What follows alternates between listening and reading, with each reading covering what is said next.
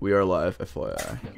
Alright, everybody, what is going on? Welcome to another stream. Today I thought of doing a little bit of a BrickFair Virginia 2018 panel discussion Q&A thing for those of you guys who were not able to get to the convention.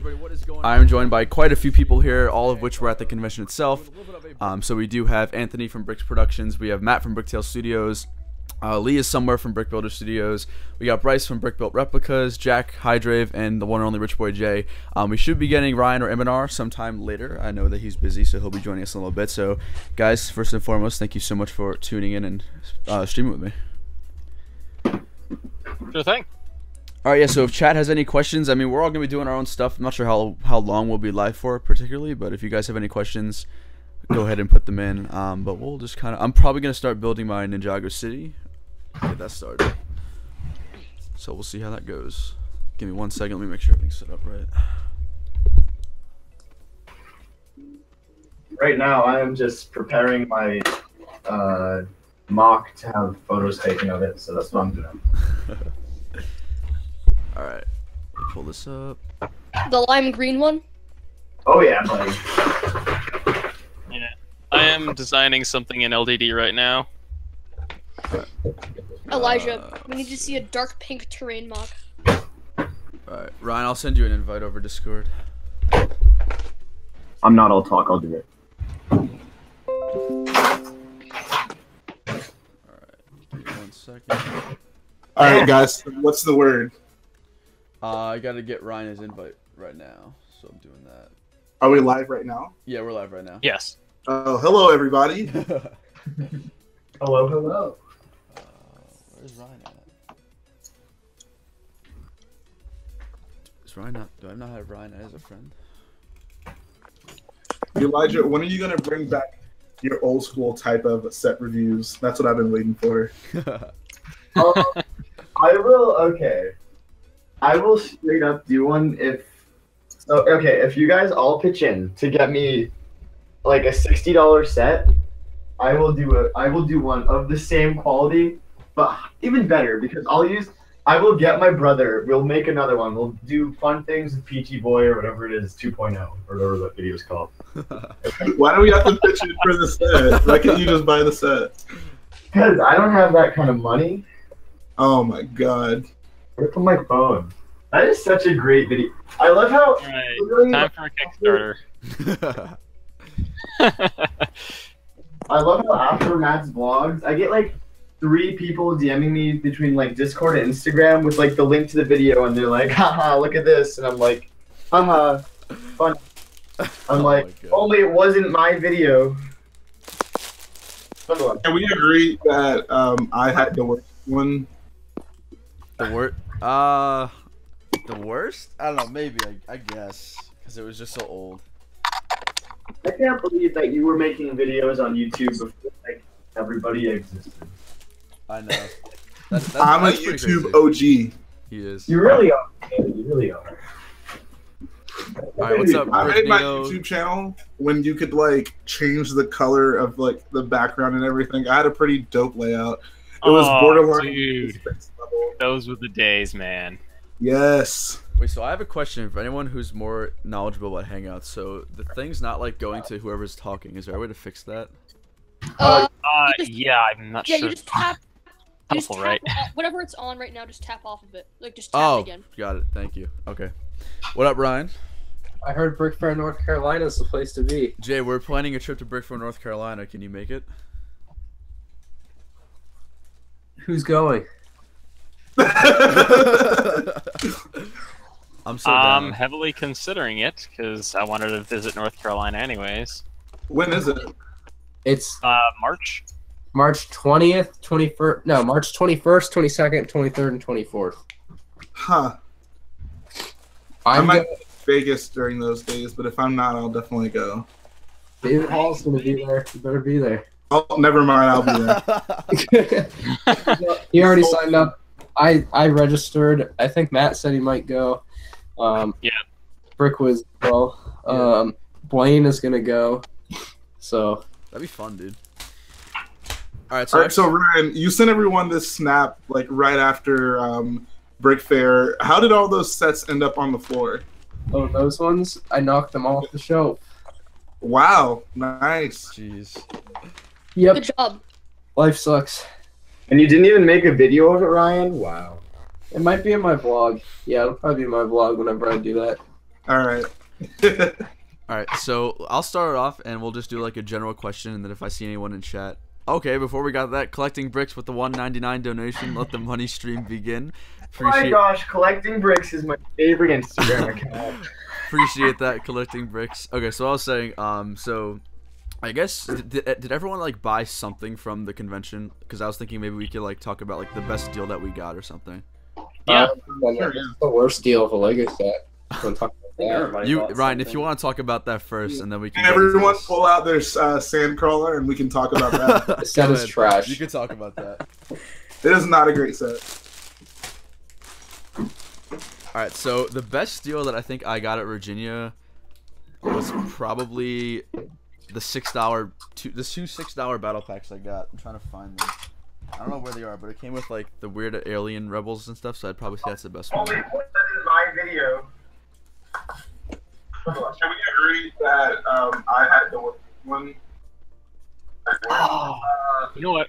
The worst? I don't think so, I guess. You guys at least had Lego related ones. I can't believe that you were making videos on YouTube of everybody. Someone's echoing. Yeah, Jay, I think Jay, your audio's that's echoing. Jay. Sorry, that was my fault. You're good. What's up, Lego Fox Bricks? Gonkdroid asks, who was building that mock with the pink trees? Oh, that would be Elijah Chamberlain, the one and only. Follow on Flickr. Yeah, so we're gonna be all doing our own thing. So if chat has any questions for us you would like us to answer or know about going to the convention or whatever, just ask away. But I think we're just gonna be kind of chilling out. Is anyone in the chat gonna go to BrickFair, North Carolina? Ooh, was anybody in chat at BrickFair Virginia? That's a good question too. Can you guys go to Brix LA? No. LA? Yeah. It's on the opposite side of the country from me. I know Bryce is probably gonna go. I'll be over there. All right. What's up, BrickFaze? Jedi Dude 0709. Someone asked, would you guys like more Old Republic sets? I would definitely love that.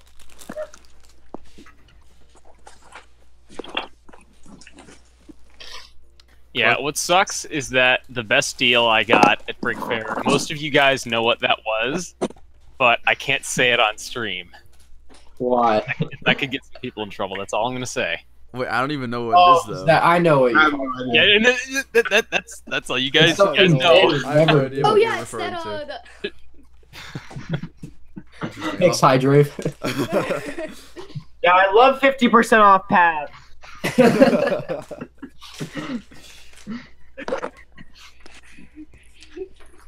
Aiden asked, what's the most expensive thing you bought at the convention? I would say buying all of Blaine and Noah's parts is probably the most expensive for me. Most expensive? Yeah. Yeah, I bought a lot from Noah. Yeah. So what's everyone's most expensive thing they bought? I think singular thing would be this. I bought 6 pad cups, so in conjunction they are expensive. I didn't buy very much. It's got to be that stuff from Noah. Yeah. Yeah. Well, actually, I bought more stuff from Noah than I paid for the Harry Potter CMFs. So. Oh God. The coolest Lego Star Wars set ever. Hey. It's my new.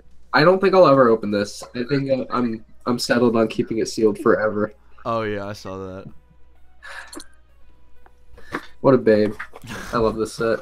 We got out. That was my first time doing a yard sale. There's some pretty sweet deals there. I'm pretty happy I was able to go there. Yeah, we might lose one in North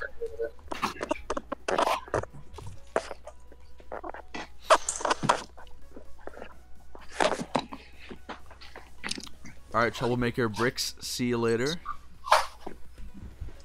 So overall, I'd say I had a lot of fun at the convention, and it's definitely gonna suck not being able to hang out with everybody again for quite a while. But Oh, tell me about it.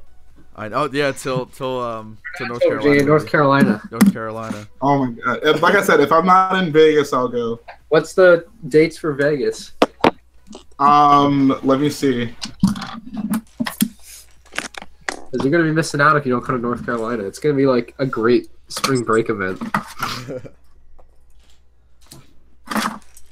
Everyone's gonna be there. My spring break isn't till like May. What the hell? That's Yeah, very- most people go to like that place in Florida, whatever the hell it's called, Disney? for spring Oh, break. Just The North- And, yeah, we go to Lego conventions. The Northeast is garbage. We had like 30 snow days this year. Oh yeah, that sucks. What's up, Wow. BFab? How you doing? Yeah, you guys haven't seen nothing. Like we get that much snow, if not more. We just don't. We just go to school anyways here in the Midwest. Matt, you don't even know what snow is, okay? Yeah, we got like every time it snows, we get like 3-4 feet. Here in Florida, we don't get snow, eh? Hey. I At hate. least you guys get water. I remember like just seeing on your story, you're just like wearing the new. No, you're just like, no, that wasn't you. Never mind. Wait, what? This was something else. Never mind. Hydra, what the hell are you talking about right now? You know what? I don't even know. Don't repeat yourself. Someone says, okay, so can we talk about Lego Cities making an air police sub theme? Is that true? Whoa. What's Yeah, something? I saw it on J2G's most recent video. Oh, I had no idea. That sounds Wait, pretty cool. It's an air police sub theme out of City, if I'm not mistaken. That sounds pretty interesting. Aiden says Hydra is actually 12.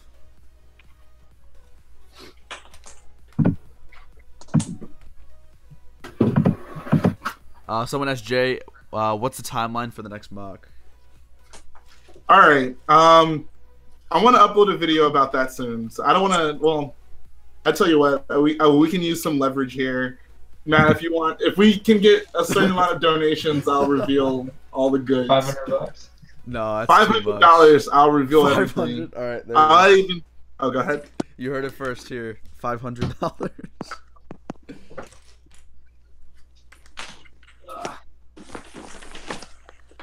Matt, you got some dope walkers sitting in front of you.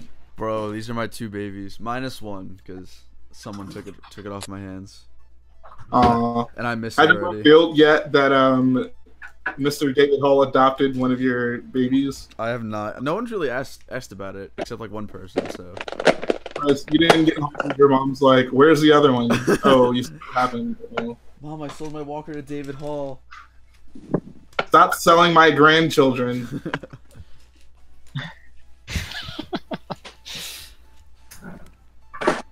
EFAB says, I just won a bid $420 of Lego on an eBay auction. Should I pay for it or cancel my order? You should definitely cancel that order and donate 420 of those dollars to this stream so you can get the biggest reveal of a lifetime. What did you $420 in ones. Yes. What did you even get from eBay that cost $420? I don't think I've ever seen so many $1 bills in my life than when I look in Noah's pouch. I thought they were gonna get jumped at one point. I wouldn't have been surprised. That was an accident, right? That he wound up with all those. I have no idea. I don't know either.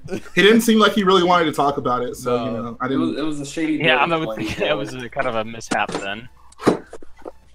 Robbing bank does get a lot of money, honestly.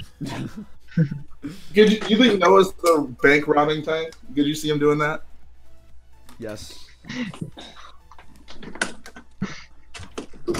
No comment.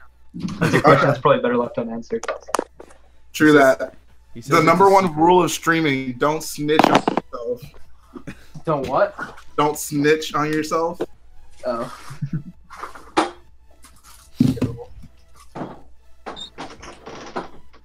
Zandy Voice says there can only be one money stream. 2 would feel too many. I agree. There will never be anything like that again. Every stream is the money stream, as far as I'm concerned. Aiden, type your question again. Dude, I cannot find this. What in the world? Well, Someone asked question, how was it meeting fans for everyone? It was really cool meeting Ryan and Matt. I always enjoy meeting my fans.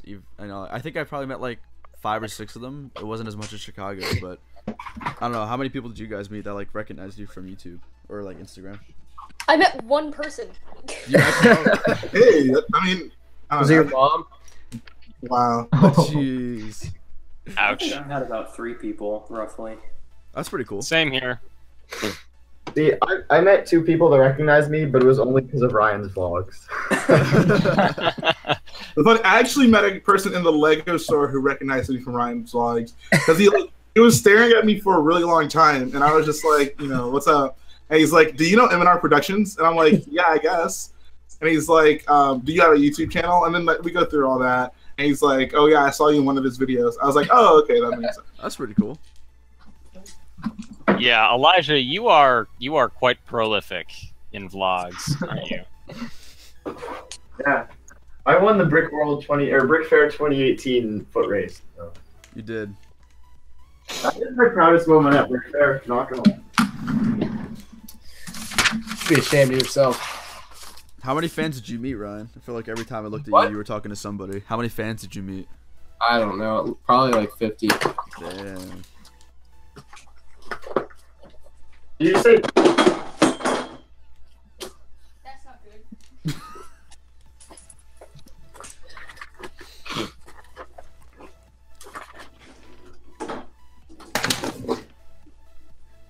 Someone says, Elijah, I will race you at Chicago next year. You what? He says he'll race Elijah at Challenger Chicago. coaches. Oh boy. What did someone just say? Elijah's Someone one said they want fast to boy. race you. Yeah. Who said it? BrickFair. Looky here, BrickFair. You know Lego Speed Champions line of sets? They started that because they saw me, but then they realized no one would believe it was a human, so they put them in cars. Got him. Wow. Got him. I am what you would call an expert when it comes to. All right, the Warrior says, who bought something from AV Figures and what did they get? Did any of you guys get anything from AV Figures? I did not get anything from AV No, Figures. I didn't. I did actually. I didn't buy it from him because he's actually a sponsor of mine privately. And basically, I'm going to be doing an animated advertisement for him for printed figures that he had there. Well, the ones that he just had done. So the 501st, the plain one, the Shock Trooper, and then the Camino Security Trooper. Oh, sweet. That is quite the lineup. Yep. I want him to start doing, like, so the ones that I never liked the look of being decaled were, like, anything that was not on a white torso. So, like Kashyyyk Troopers, Galactic Marines, stuff like that. I want to see him print that stuff. Because you'd have to do full wraparound decals currently, unless you had, like, a special printer that could print white ink. I haven't seen his, like, Galactic Marine. Is it actually on the most recent Snow Trooper helmet mold? It is, yeah. I think he must have painted the back part. Okay. No, that's good. That's awesome because obviously CAC doesn't do that. So that new head mold looks amazing. Yeah. Generally speaking, like that's what Andrew tries to do. Is he tries to fill whatever void is like existing with CAC. Right. I think I like his stuff more after seeing it like in person at the convention. I like his stuff more too. Yeah. I feel like the helmets, the Phase 2 helmets for CAC are a bit lacking. They're like really weird looking. Yeah, Tyler knows that much. He said he's working on, something new like that for the longest time, but I'll believe it when I see it. I find it interesting that like it's been so long that they've stayed with that helmet. Like for a company that seems to be super hardcore into pumping out exclusive figures, like that's a pretty glaring issue. Yeah. Well, a little birdie told me that vendors at Lego conventions, they make sometimes like upwards of like 6 figures a year. Oh, I don't get that at all. So, if it ain't broke, don't fix it. That could be the mentality there. Right. Yeah, I guess so. But still, I always like seeing new cool stuff. I think someone asked, did anyone buy anything from CAC? So I know I didn't. Did anybody else? I did not buy anything from Cena. I still haven't even taken out the stuff I bought from Brick World. Still Yeah, so- packet. I got actually. So those two figures are not from CAC, obviously, but I got the Boba and Jango helmets as well as their jetpacks. So interestingly enough, I also bought from CAC in order to do that video for Andrew because Tyler just released some new Phase 1 printed helmets that are like the movie style printing. Yeah. And they actually look great on Andrew's printed bodies, so he was going to potentially package those together as well. Oh, nice. Yeah. Got it. All right, I gotta dip out. I gotta go to dinner. Hopefully, are you guys gonna be on Danny's stream later? I'll probably And pop in. he was I'm streaming. not sure. Me neither. Oh, I think he is. So if you guys are on there, I'll see you on there. Hopefully. All right, Bye, cool. All right, sounds good, man. Talk to you guys later. Adios. See ya. Zadie asks, where's Chrissy boy? Chris is supposed to come a little later, I think. Someone asks, does everyone have the OG Battlefront 2? I definitely do. I had it on good old PlayStation 2. Those were the days. I guess no one can relate. Did you guys not have PlayStation 2s? I used to did have have I did have a PlayStation 2. Okay. And I was about to say. I think that was the original platform that I had it for. But Yeah, I think I only remember having for PC. That's pretty much it. Isn't it backwards compatible on the Xbox One right now? I think so. I have no idea. I don't think so for the Xbox and PS2 versions, but I'm pretty sure they actually put the PC servers back online a while ago. Yeah. And because I know we were able to play a little while ago. That was fun. Yes. We have to do that as well. Yeah, that was great. Wait, Elijah, you were there, right? For what? When we played Battlefront 2 last time, when the dude started hacking the server. Sounds familiar, but at the same time, my screen was doing that stupid blackout thing. So. Oh yeah, that's right. That's lame. Don't buy BF2 guys on Steam. It pitches a lot. Did you guys ever get into like Star Wars Galaxies or what was the other one called? What was the other game that was like Star Wars Galaxies that came out like right after it? I know what you're talking about, but I didn't get into either of those at all. Okay. See, what game I'm really into is Empire at War. That's a great Yes. game. Jay, have you played that game? I'm sorry, were you talking to me? Yeah, Jay. Yeah, I actually have. I actually own the game. For I PC? liked it for a little while. It's not my favorite Star Wars game, but it's pretty cool. Do you have it on PC? I'm more into like the story element of Star Wars games. So like, obviously, I love KOTOR. I actually really enjoyed the most recent Battlefront 2 because it had a story. Wasn't the best story, but it was a story, so I can appreciate that. Hey, what's going on, Nick?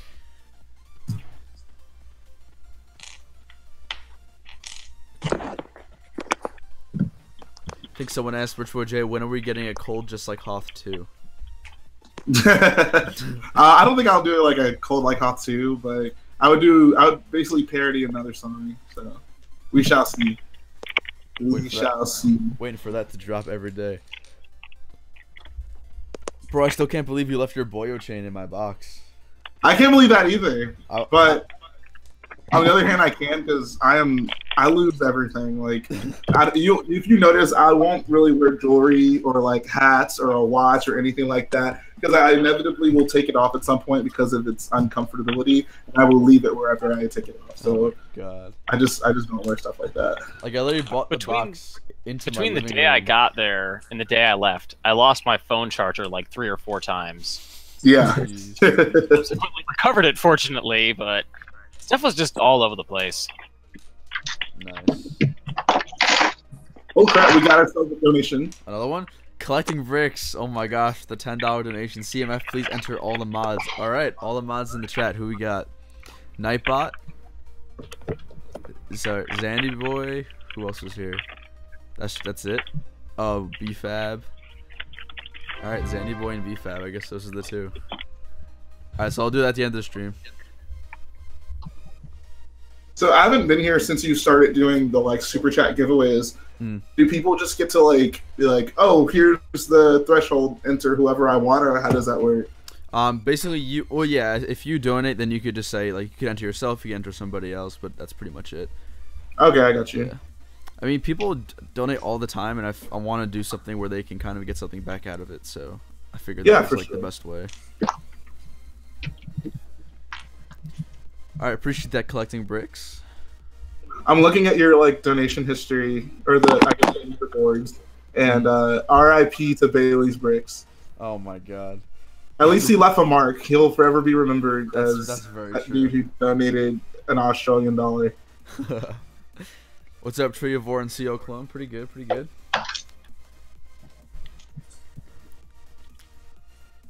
Nick says yes, Captain Lego Star Wars, I do know you. Your name looks very familiar to me.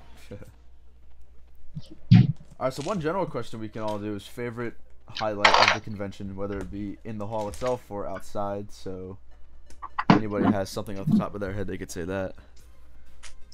Riding around in Ryan's car, listening to Cold Like Hawk with the windows down was pretty fun. That was pretty legendary.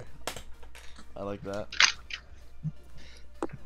I would definitely say the Saturday night hangout in the hotel room, that was definitely the highlight for me. I just realized Chris is here. What is he doing? He's here? He's in the... Oh yeah, he's there. Yeah. Yeah, he's muted. His mic is muted.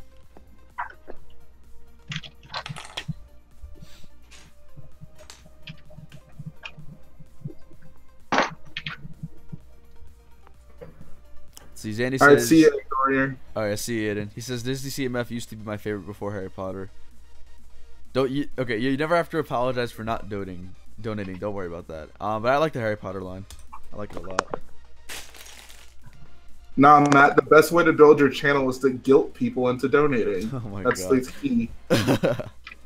Standard operating procedure. Come on. Yes. I gotta get on it. I gotta up my game. We gotta get that. If Blaine's gonna get... What was he gonna... He wanted a Ferrari? Yes. A Lambo? Or I think he said he actually wanted a Porsche.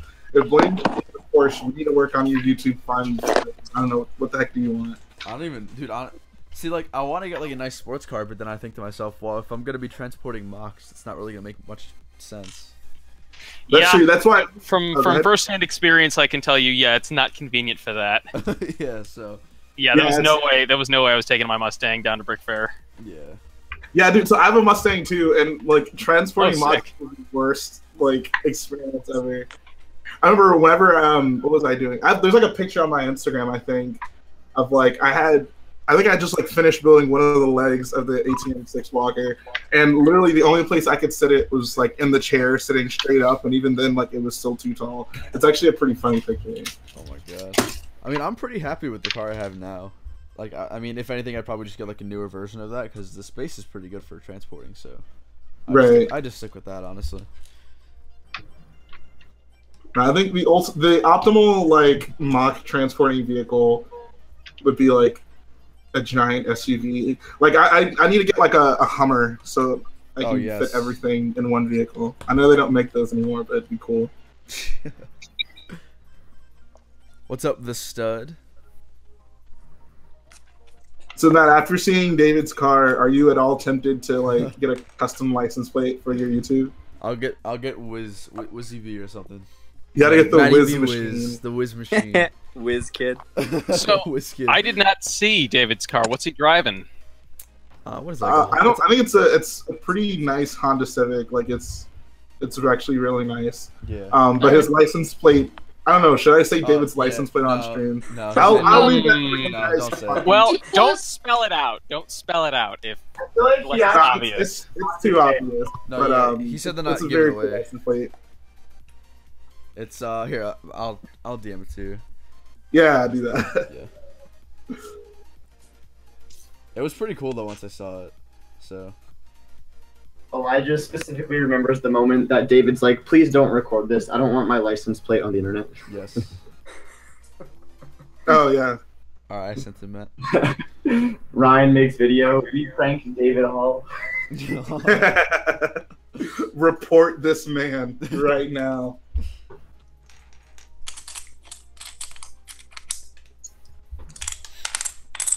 What up, Jedi Bob?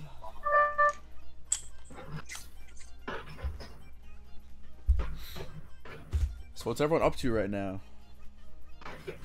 I just got done recording my Slave One video. I need to take a picture of it. I have no white background, but I would like to get a picture of it where I can like make it look like it's in an asteroid field or something. So that's currently what I'm thinking about. I'm currently going through my BrickFair Virginia stuff, all the stuff that I got, and just kind of putting it in its place in my room. So Nice. yeah. Yo, Matt, I got you the Instagram clickbait for the live stream. What? Oh no! It didn't survive the flight back. They snapped another rubber band for the second time in a row. Dang. Oh, that's so unfortunate. Just carry the gun with you. Yeah. I'm retiring it after a year or so. Okay. Have you started working on your next project that all the purple's gonna go towards? What's that? Have you started working on your next project that all your purple collection's gonna go towards? No, I've just been having this on my desk as a constant reminder of my desires. Oh, nice. I can confirm that it is whatever it is. It's gonna be cool. It's for September. I can't legally start on it until September. You can't legally. Oh yeah. I've never done September. I guess I'm always working on something by the time it comes around. My favorite September build of all time has to be Nick Jensen's UNSC Savannah. Oh yeah. Oh yeah. I'll beat you with that. Hold on. I know a better one. Hold yourself, Matt. You say that, and then I'm like, Part of wait. that is admittedly because, you know, I'm a huge Halo fan. Yup. At least until Halo 5. Ugh. Halo 5's nasty. It's an awful game. Dude, Halo back in the day was awesome though. Like the first game was freaking. And Matt, look so on fun. Discord. This is the real hot. And this one's not even the best.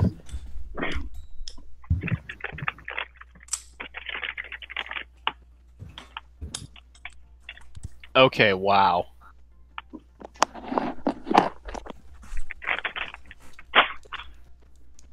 That bad boy. Okay, here we go. A good Star Wars question. Luke the Duke asks if you could change only one Wait, thing about the prequels. Elijah, where is this? What would it is this be? in general? Yeah, this is a September from last week. Jay, Can I show it on the screen? Go for it. Whoa. For those of you who don't want to look for it, it'll That's pretty focus cool. one day. Maybe, maybe not. There we go. No. Yeah, there we go. Yep. There we go. It's That's- pretty intense. Yeah, I like that. So someone asked if we could change one thing about the prequels, besides them existing. What would it be? That's a pretty loaded Do it. question. I can share my screen. I'll just do it. Change nothing about the prequels. What are you talking about, Jay? There he is. Chris, I feel you and I could be best friends aside for that one difference. our prequel opinions.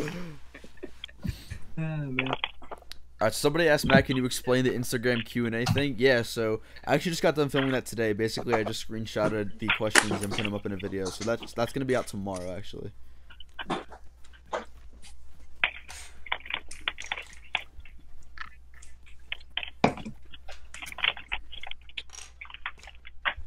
All right, Matt. So I would actually want to know, what would you change about the prequels? One. Okay, so he said that we can't say its existence. So Right. Yeah. I'm gonna say, as a kid, I loved watching like the battles. Like that was so fun to watch. So I'll give them that. Like I think they did a pretty decent job with the action scenes.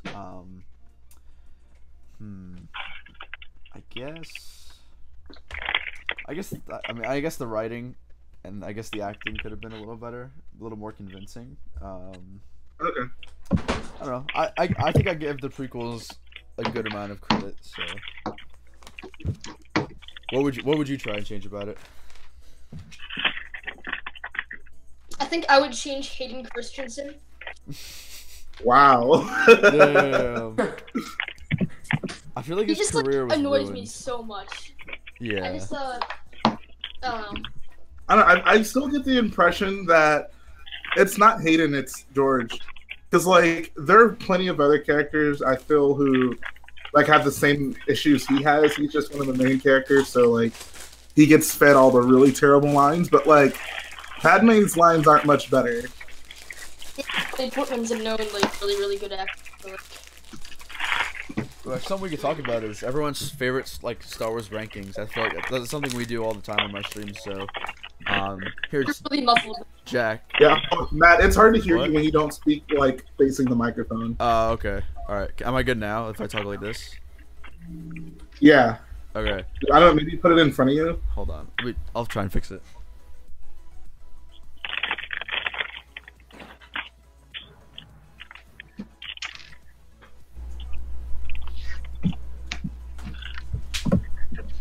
All right. How about now? Okay, that's perfect. All right. Cool. So what I was saying before, someone asked about our favorite Star Wars movies. So that's something we talk about in my streams a lot. So, Hydrave, if you want to start and give your rankings of Star Wars movies, you can go right ahead. I think I have to go with either Rogue One or Empire. Okay, that's fair. And what's the worst movie?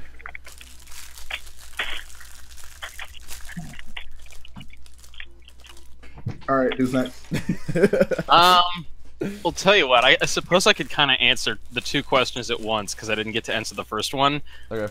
So I'm like the sequel hater in the room. I do not like the sequels. Don't get me wrong. I love Rogue One and I liked Solo, but the sequels just rub me the wrong way. And so, what I would probably change about the prequels is do something that would, just by forcibly they can't work around it because it's canon, just to make the sequels better. That I would appreciate. And then as far as my favorite Star Wars movie, it's probably got to be between Revenge of the Sith and Rogue One. The Battle of Scarif was just awesome. Like I'm pretty basic when it comes to movies, and I say that as an animator, someone who makes, movies basically. A lot of other brick filmers out there will like start to dissect the films, based on all this, that, and all this, cinema stuff. It's just like, guys, just enjoy the damn movie, Yeah, I agree with that. That's too much. I had no I'm idea a simple you were man. a sequel I see hater. a cool space battle, I'm happy. I had no idea you were an anti-sequel man. That is news to me.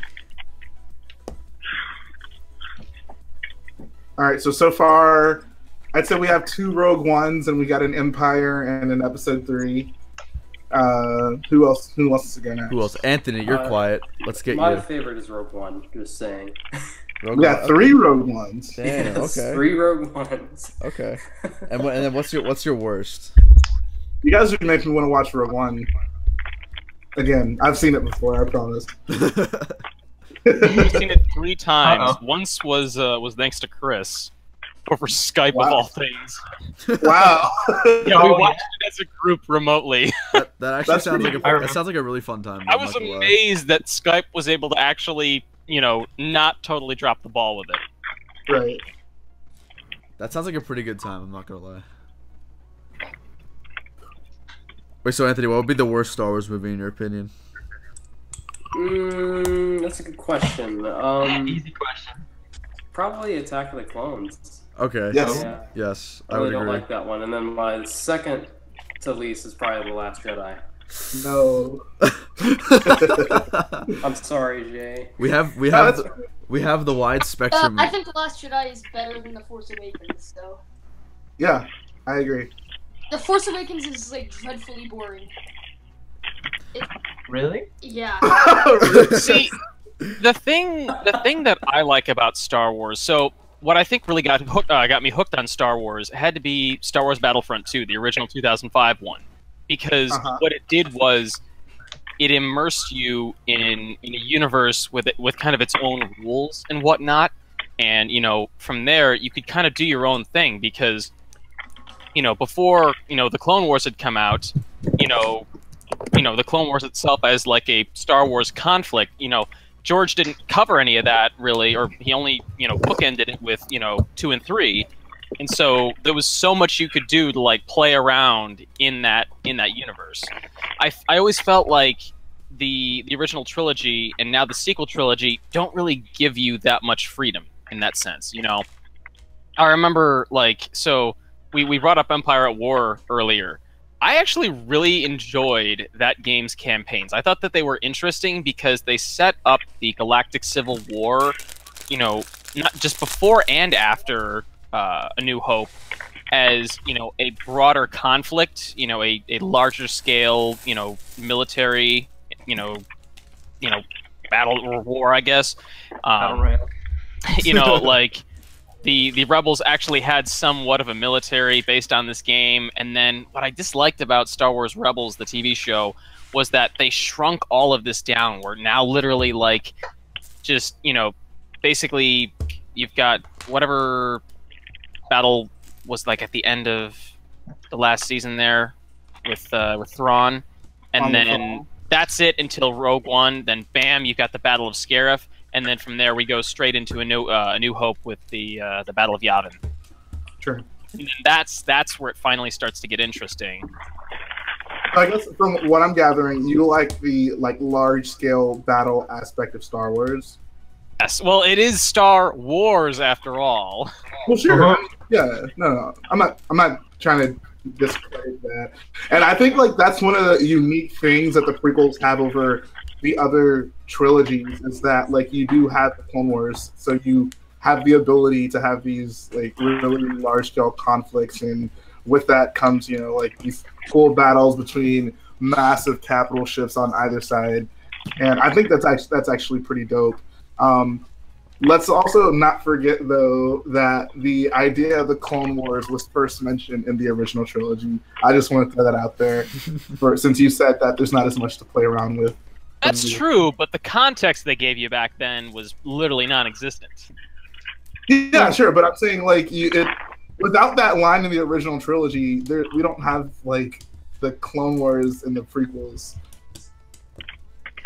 And, you know, again, a lot of Star Wars for me has always been the games. Like, you know, I'll go back to Empire at War again. That was the game that made me get really into the original trilogy, because it showed me that there could be a broader military conflict here, you know, that you could play around in, you know, especially, you know, for, again, purposes of brick filming, you know.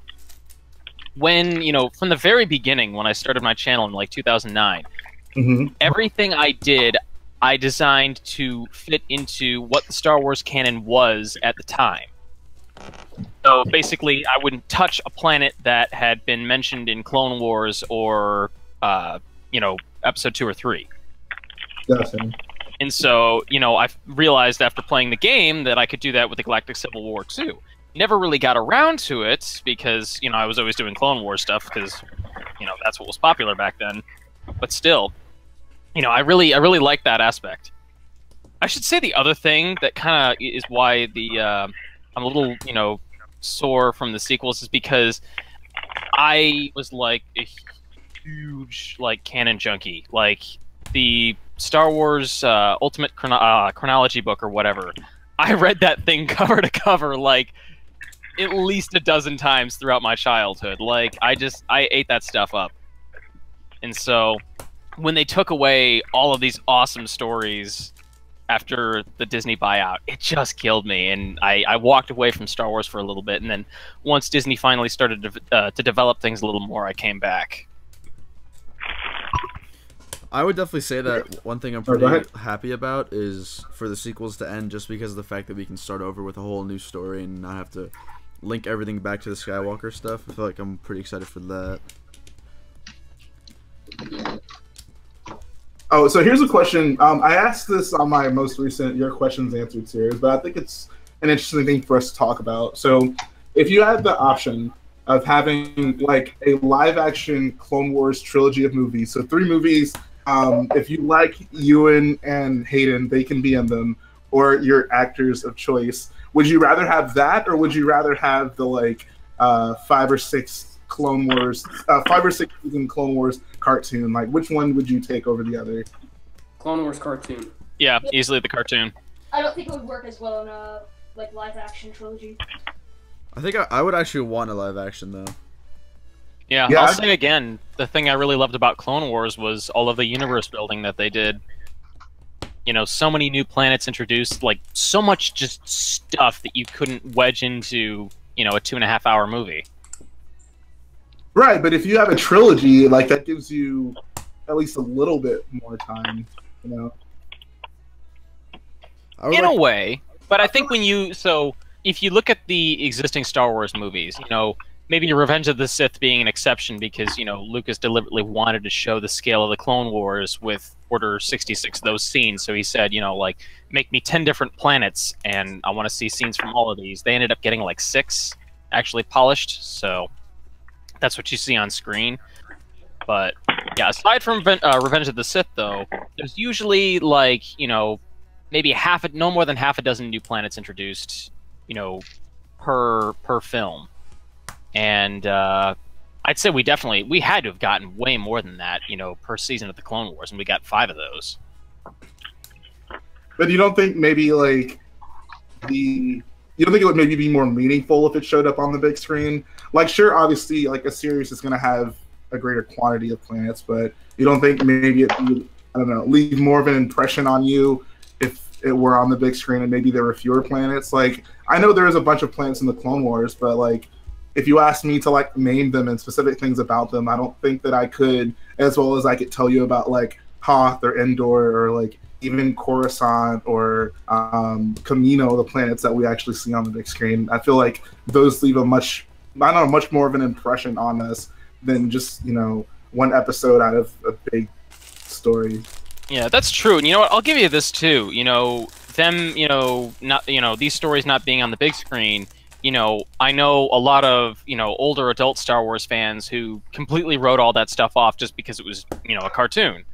They didn't really in their minds consider it a part of the Star Wars canon. Weirdly, even if they had consumed like, you know, comic book material and stuff like that as well. Right, that's weird, right? Yeah. So, but yeah, like I think like now after it's all over now, I think, you know, some people are actually starting to come back and take a look at, you know, Clone Wars to see what all the hype was about.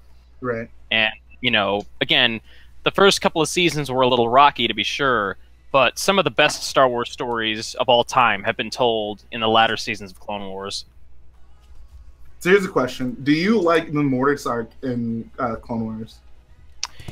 That's one I've only seen like maybe once, you know, and I've watched the Clone Wars a couple times. I think the reason I didn't see it like more than once is because the disc collection I have, that one got scratched, and that was one of the episode arcs that for whatever reason just would not load. Gotcha. So, but you know, from what I do remember of it, it was interesting. See, that's the thing. That's why I wish they would put, you know, Filoni, you know, at the, not necessarily in the producer role, you know, in place of Kathleen, but, you know, give him, you know, a lot of creative control, because, you know, he's really the only one I trust to do kind of trippy side of the Force things and to, you know, not start crossing lines on accident, because he's literally got it all up there in his head, all of this information about Star Wars. You know, he was literally bred by George himself, you know, before doing Clone Wars and while working on it. So then, you know, you don't like the sequels, so you don't. I guess, do you not like the way Rian Johnson handled some new aspects of the Force in The Last Jedi? You know, see, that's the thing. I don't necessarily mind it because, you know, at this point I don't consider the sequels all that important to, you know, my love of Star Wars. At this point, I'm just trying to make sure that they don't do anything that's just, like, stupidly objectionable. And beyond that, I'm not going to go into it. You know, go watch the Frame 100 podcast if you want to hear me rant about The Last Jedi. But... yeah, you know, as far as he handled some of that stuff, it's a little weird. I dislike the democratization of the Force, where it's just like they tried to undo what George did with, you know, midichlorians and the Force being in your blood, basically, or at least your sensitivity to it. You know, I'm really interested to see where they go with this whole Rey thing, because if it's another kind of like Immaculate Conception style thing, and you know, like, you know, kind of how it was with Anakin, you know, that might make some sense. But so you actually like the Anakin Skywalker and Space Jesus? I do like the bloodline bit. Honestly, because I grew up with the prequels. That kind of shaped my understanding of Star Wars, to a large degree. So when I look at the whole thing as a big picture, I see something sort of missing there. Really, the things that I didn't like about The Last Jedi in particular, I didn't mind The Force Awakens. The things I didn't like about The Last Jedi were, like, man, the Resistance, I think at one point they said they had, like, 400 people. In a galaxy of, like, trillions upon trillions of beings, they could find 400 people to fight the First Order. Like, that just bugged me, because what I wanted to see was this new, galactic conflict burgeoning between, the Resistance and the First Order that basically kind of, made up for what they took away with the New Republic versus the Imperial Remnant in the old Legends canon. That kind of bugged me, so, I hope they kind of rectify that with Episode 9 a little bit, because they did say at the end of The Last Jedi that they were putting out a call for help. Hopefully a lot of people answer that call for help with, good bit of military hardware to make things interesting. I feel like that, and then some of the characters, the obvious ones like Rose and Haldo were infuriating at times, just especially, because, somebody like me, I lean a bit more conservative, and so it seemed kind of targeted at me to try to troll me or something, just because of what I see in the media so much.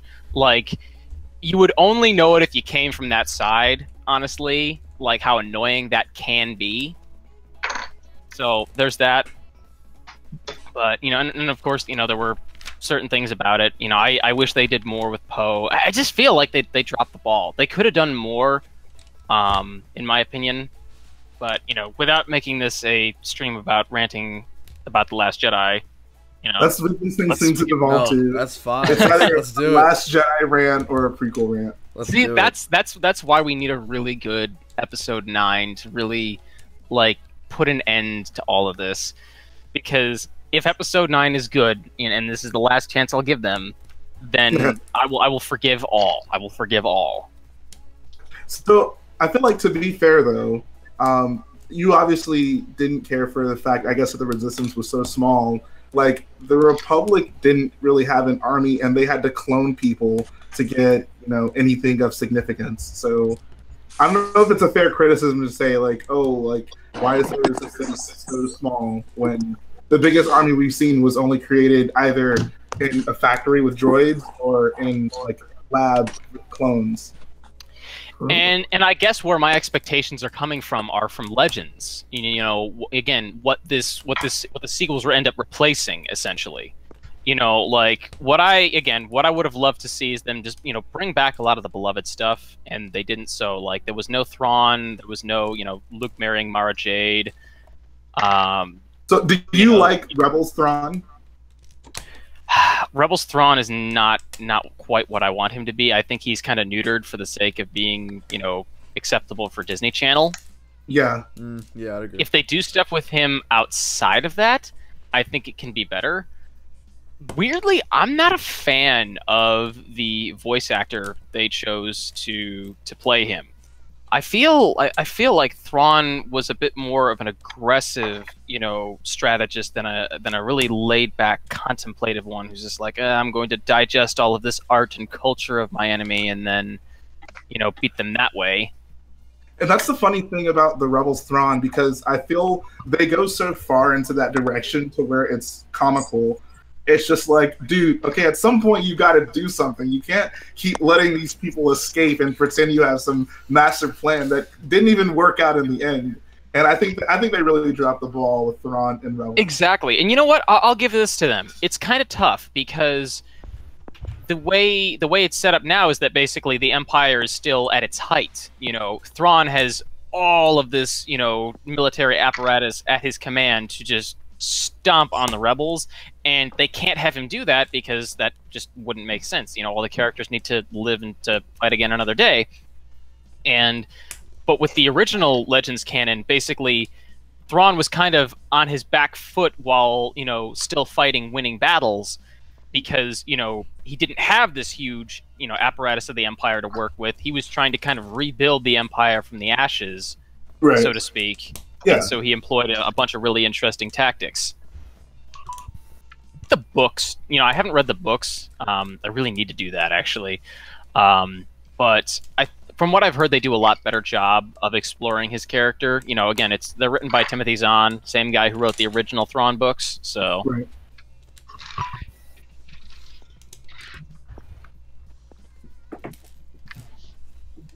This is some good Star Wars talk.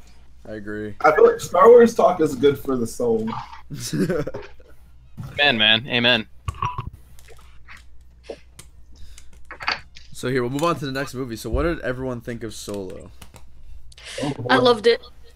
I thoroughly enjoyed that movie.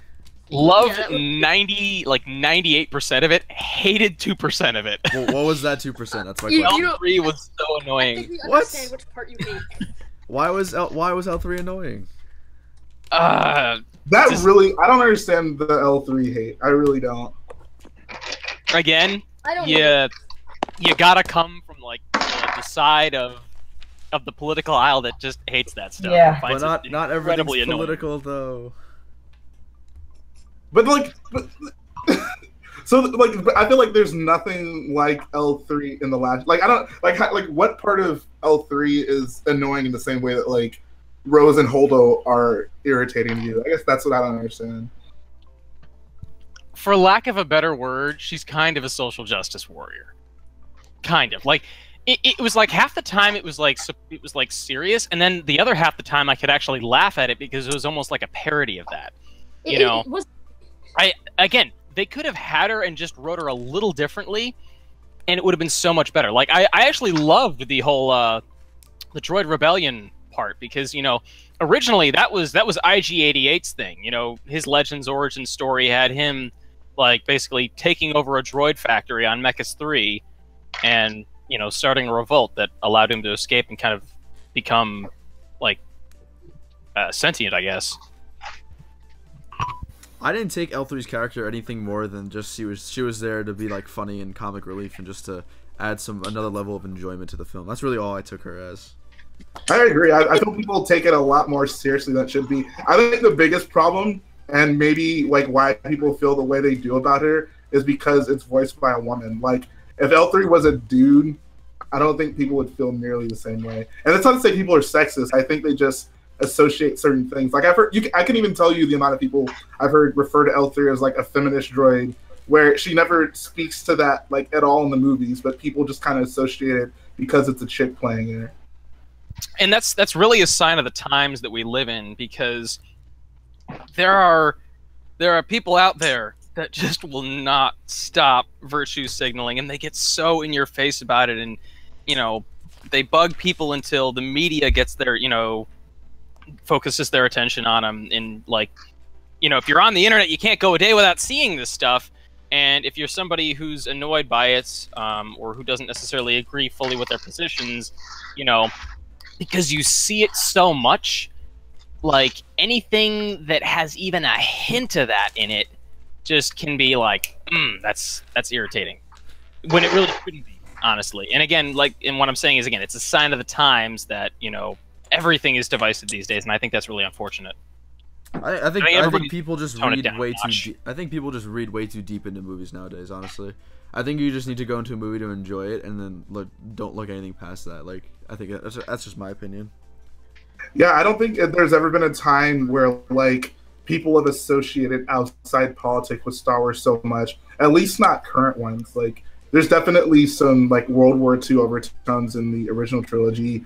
I don't know what the heck kind of politics they were going for in the prequels, but like, people are like really upset about the sequels and the agenda they feel is being forced on them.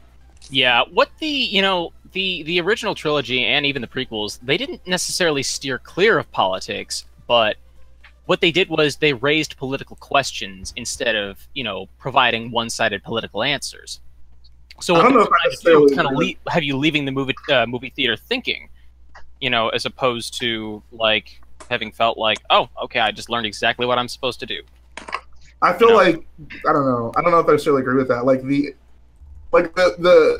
original trilogy is very clearly against big government, and the Empire is so evil to the extreme of where like their leader is this evil, weird, like emperor dude. Like there's not much sympathy built up for the Empire and the OT, and I feel the same kind of goes with the prequels, right? Like there's this this democratic government and this dude, it's like once again weird wizard evil guy makes a scapegoat for everyone to rally against, and that ultimately puts him in power, which, I don't know, sounds like a few things that have happened in history, and it's very clearly written to be bad. Like, I didn't leave the theater wondering, oh, like, is the Emperor right? Does he have a point? Like, that's not the impression I got, at least. So, I think, one of the ones that I've heard brought up a lot about the original trilogy was that I think it was the Battle of Endor was supposed to kind of reflect Vietnam or something like that. That's what I heard. Where basically, the Ewoks being like, the Viet Cong being, this indigenous group that's basically fighting back, with inferior weaponry against, an invading force, effectively an occupation. And again, see, the thing about it is that it relates. And so it kind of raises some questions, but, it does not, promote an obvious answer. Whereas in The Last Jedi with, the whole freeing the horse-like creatures or whatever, Rose definitively says, yes, we did the right thing. This is what should be done. And, because she's a protagonist, the writers want you to feel the same way about things like that. Now, I'm not saying that, animal rights is a bad thing at all. I'm not saying that at all. I sure hope I'm not. just saying that it in this day and age, it's annoying to be preached at any point in time. That's interesting. Some deep talk. I like Just because it. you're so used to hearing it everywhere. At least not for everybody. And I think those who are able to genuinely enjoy experiences like these are people who are fortunate enough to avoid this in their daily lives, which is great. Keep that up because you have it good. I feel like Star Wars has always been pretty on the nose with their opinions about literally everything they touch bases on. Like, everything is pretty black and white up until, like Rogue One kind of tries to blur those lines. Like, there's like very clearly a good guy and very clearly a bad guy. And I don't even think up until like just recently have they started kind of playing with that. Like the fact that Cassian murders the informant at the beginning of Rogue One, or even the fact that like Luke kind of goes against the Jedi and says that they didn't have all the answers. But I do find it interesting that you seem to kind of have the opposite approach, where like now you feel you're being now you feel things are, I guess, less ambiguous. Where I would go the opposite direction.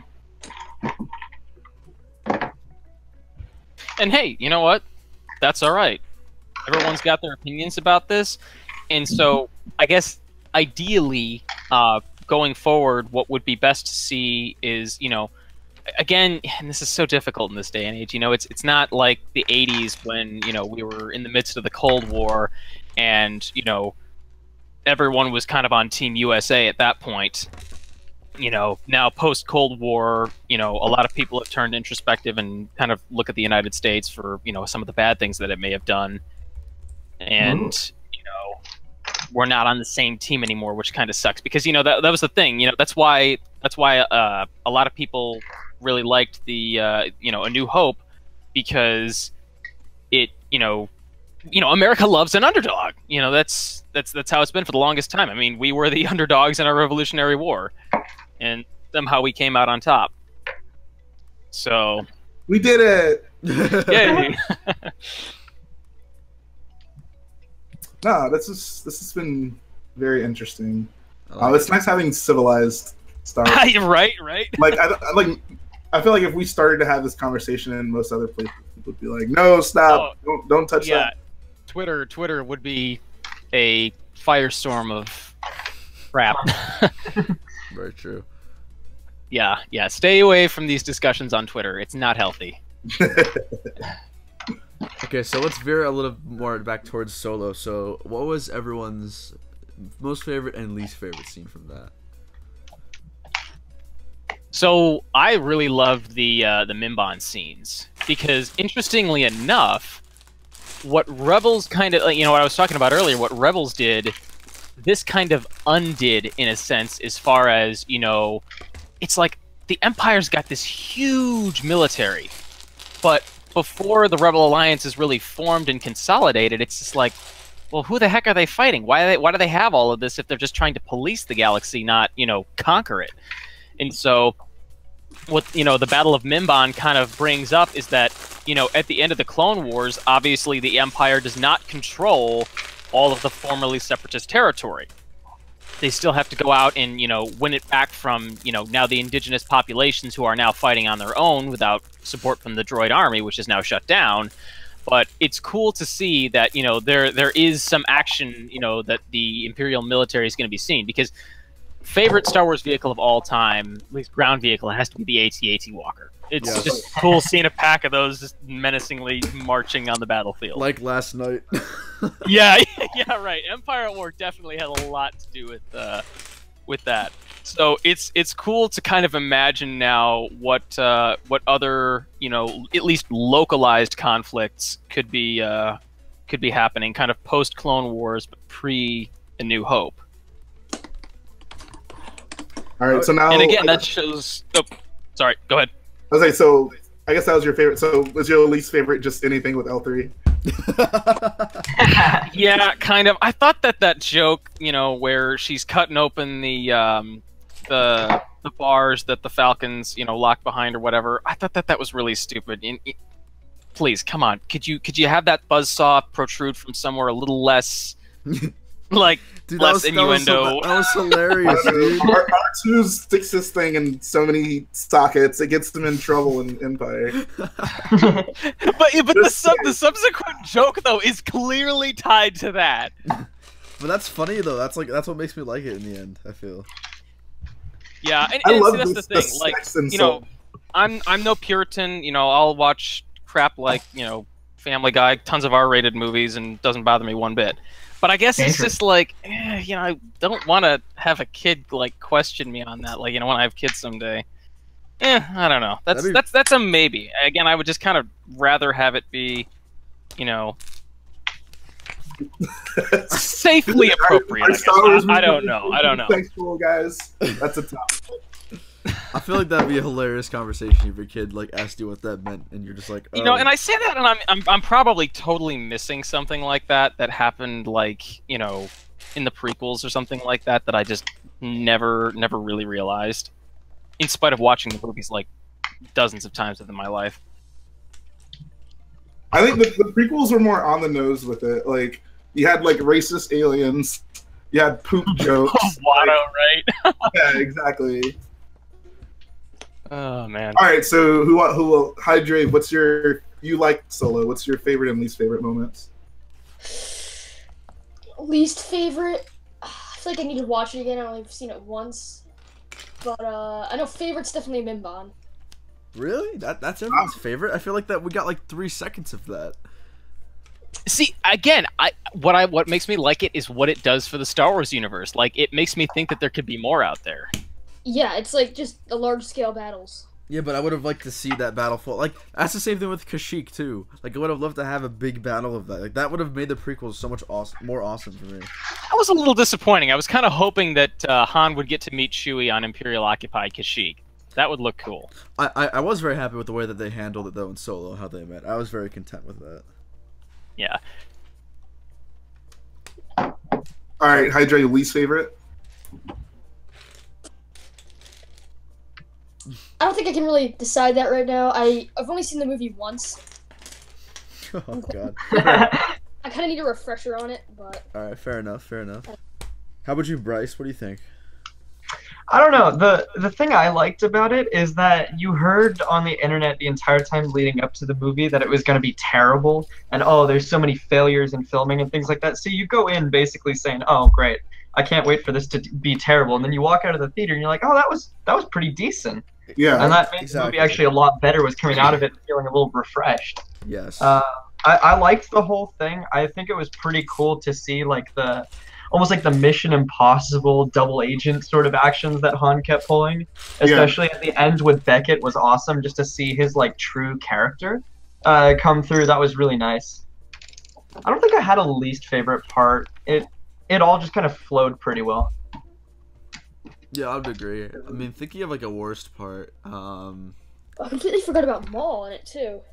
Okay, That's true. Yeah, Maul. That was 3 worst parts. Yeah, and that whole Crimson Dawn thing, and how like we know that Ron was running. Dawn. What? I can't. Maul was running like this crime syndicate. And, I did like that, but it felt a little out of place and rushed at the end. I will kind of say that. I'll give Disney a lot of credit for that, because one thing I've noticed is that there's a lot of Star Wars fans out there who just want to watch the movies and who like really hate when like some of the newer movies have made references to material that they haven't seen or consumed. So the fact that they went there and did that, I thought that was really cool. Jay, what did you think of Maul? I know you had some feelings about that. Okay, so I have 3 worst parts of the movie. It's hard for me to decide which one is worse. So the first thing, and this one, it isn't super bad. It's just really annoying.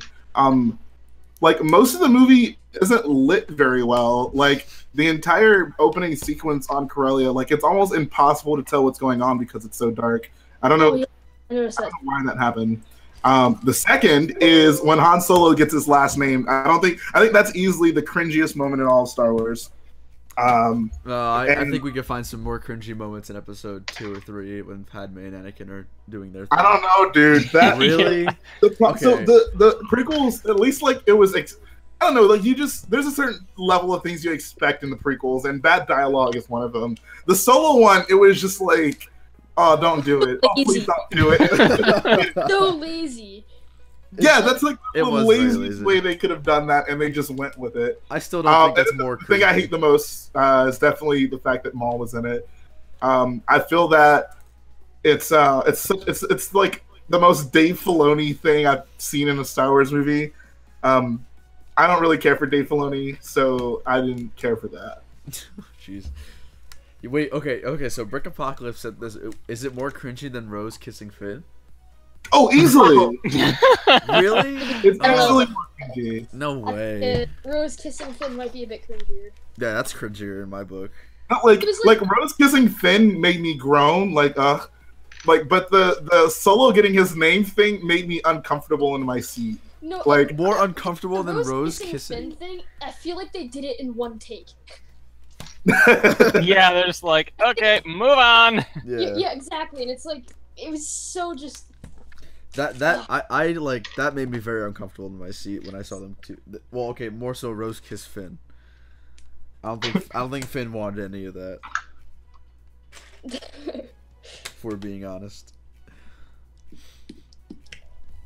Just like Rose. To be fair though, we weren't really sure that Luke wanted Leia to kiss him. He didn't ask for it. I'm just saying. Honestly, that in hindsight, that's pretty cringy. That is very cringy. I'll give it that. That might be up there. Okay, guys? Here's the question: what's more cringy, Luke kissing his sister Leia or Rose kissing Finn? Oh god. I feel like if you say one, then you're like a demon for not saying the other. So exactly. Right? Yeah. Damn if you do. Damn if you don't. Either, does your hate for Rose trump your distaste for incest? Okay. So my own definition of cringy is just like you see it and you're just like, that's so stupid. Like why? Like incest is not like. Okay. This is gonna sound okay, now you're getting yourself in hot water. You heard it here, folks. No. Okay, I'm trying to put this in a way that doesn't make me sound like a morally opposed person. Okay, basically, my reaction to Rose kissing Finn was like, that's just so stupid. That's just dumb and ridiculous. And then when I found out that Luke and Leia were twins, I was like, oh god. Like I don't know if that's like the Luke and Leia thing wouldn't even be so bad, except for the fact that when Leia finds out, she's like, oh, somehow I've always known. Oh yes, that's true. Yeah. That is true. Oh man, yeah. Oh, I haven't even thought about that. Yeah, that's a thing. Shoot. I actually don't even. Yeah, I didn't remember that line up until now. So. So Chris, what's more cringy? Oh, Chris is back. Chris, are you back? Can you talk? Yeah. Yeah, I'm back. Hey. All right, what's more cringy? Luke kissing his sister Leia or Finn and Rose kissing? Definitely Finn and Rose. I wasn't expecting. No, never mind. I'm not gonna say it, but okay. Variety of opinions here. Yeah. Next topic. I feel like cringy is not the word to describe what like the Luke and Leia kiss though. I feel like there's another word, but not Yeah, cringy. I agree. I mean, it's like it's weird, but it's not cringy. It helps when you consider the fact that like it was not intentional. Like that, you know, George had just last minute decided like, oh, you know, Han is the more popular character, so we'll set him up with Leia instead, and then we'll do something else with Luke, and that's kind of how that all played itself out. Do you really think George Lucas felt that Han was more popular? Well, keep in mind that this was after, 2 movies had come out. Right, yeah, but I don't know. George, I would think that George would know this because, his motto is just like, it's all about the toys. He always knew that the toys was what made this thing a juggernaut in terms of, making money. And so whichever toy sells more conceivably is probably the more popular one. I would say, I feel like he did it more so to have something comparable to like the Vader being his father twist. Like he kind of wanted to like follow that up with something at least somewhat close in Jedi. Yeah, I suppose I could see that. I don't know. We've asked some tough questions on this stream. We really have. Like, this is deep. It's called the Moral Compass Live. Yeah. God. Oh, this is great conversation. Just the fact that we're having to decide what's more cringy, awkward kiss or incest kiss is like. Yeah. Yeah, right. That's very true. A true test of the sequels. Oh boy.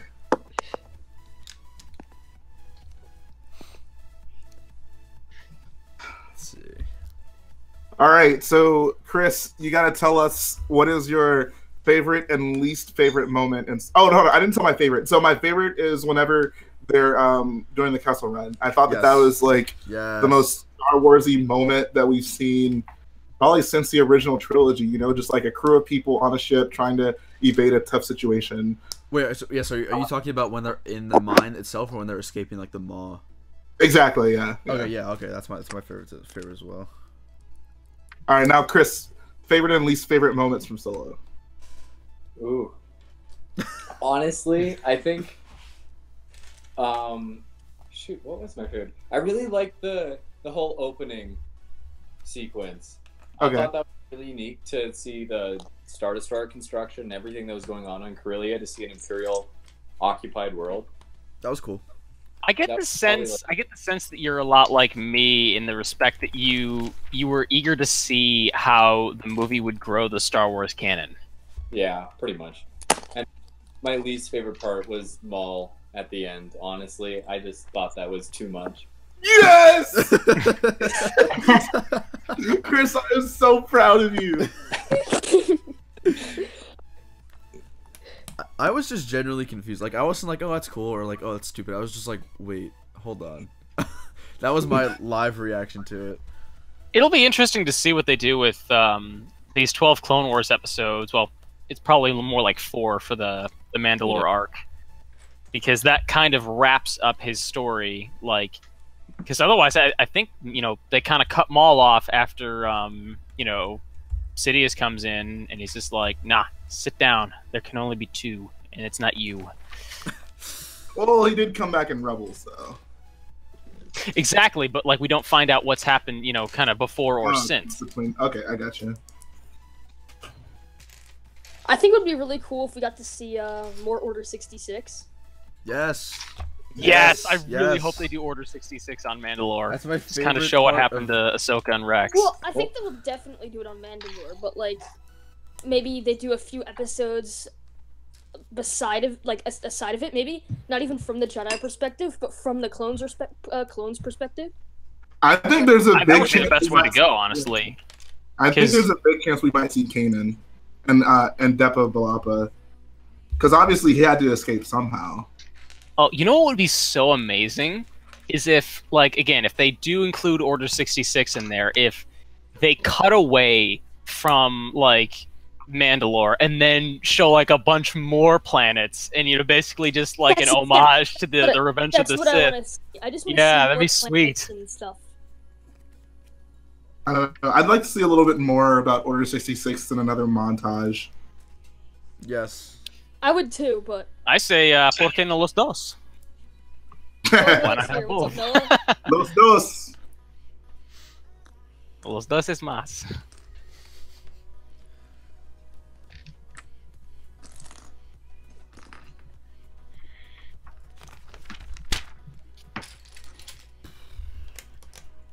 All right, so I guess did everyone answer the solo questions? I think everyone did, right? Yeah, I think so. Oh, we got a new victim. Noah just joined. Oh, Noah. Noah, hello. Give him a sec to get his mic set up. Yeah.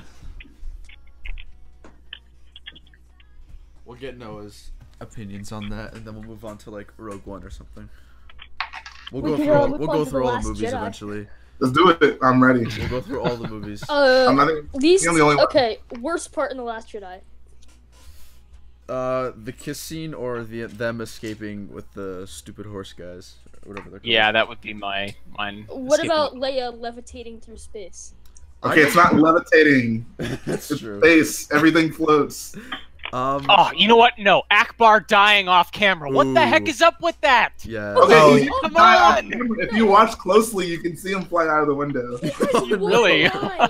I have to go back and watch this in slow mo then. You can see he's Hey, there. guys. You can see him whenever. What's No, up, no, you Noah? can see him get blown out of the window. Yeah, dude, I would have loved for him to be there, to be no Holdo and him do what Holdo did. That No, would I be think the Leia ultimate should have. Dude, send-off. I know. No, Leia should have taken the place of Holdo. That would have been cool. I heard something like the guy who played Akbar like didn't want to play the character anymore, so he's just like, kill me off. Oh, so they just killed him. Oh no. Wish they would stop doing that.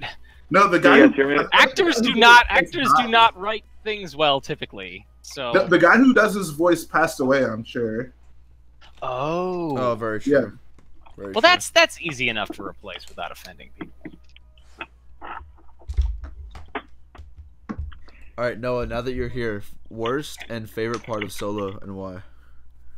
Hold on. Let's repeat that question again. What is your worst and favorite part of Solo? Solo? Yeah. Favorite part. Oh, there's actually a couple of good ones.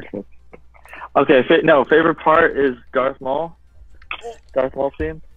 Okay. Wow. Yeah, because that was just like such a unsurprising thing for me, or surprising thing for me. And then and my least favorite scene. Oh God, I don't know. You have to choose one. I'm thinking about the movie right now. That's why. I love how we have the broad spectrum of all the opinions of Star Wars in this live stream right now. Yeah, I know, it Was makes there it no interesting, person right? That mentioned the mall scene. Well, we had a few people mention it as the worst. Oh, as the worst. Yes. I wouldn't say Maul is my favorite, but I wouldn't say it's the worst either. It's like, it's meh. Well, see, there's so many good ones. I mean, I could probably pick another one. It's just like that one's just one of those fun moments. I was like sitting there in the movie theater and thinking, all right, this is the end of the movie, I guess, and then you just see Maul come out of nowhere and pop up there on the screen. Like, dang, okay. I mean, no, it's Man. pretty cool, but I don't think it's not worthy enough to change whether the movie is good or bad, because it's like it doesn't affect the story at all. It's just kind of a shame. Well, it added something good to the end because, all right, my least favorite part was like the whole deception stuff that with like Han Solo and what's the other guy's name? That was like the second best Dryden part. Voss. No, that whole like fight scene in his like office was cool. I like that. But That was very like Ocean's 11-y. Yes. I thought. yeah. I can appreciate No, that. the part where they were like all betraying each other, and then there was like all this random stuff in there, and you know. Literally the opposite of me. I thought that was probably like... I hope that answers the question. So.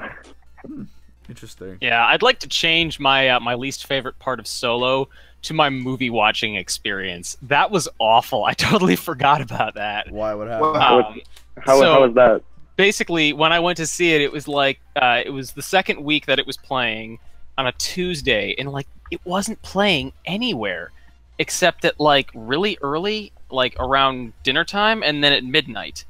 So the one place I could find it was at a dine-in theater, or an AMC dine-in, and that was my mistake, was going to an AMC dine-in, because the guy I got stuck seated next to was like some 400-pound heifer. He and his wife both.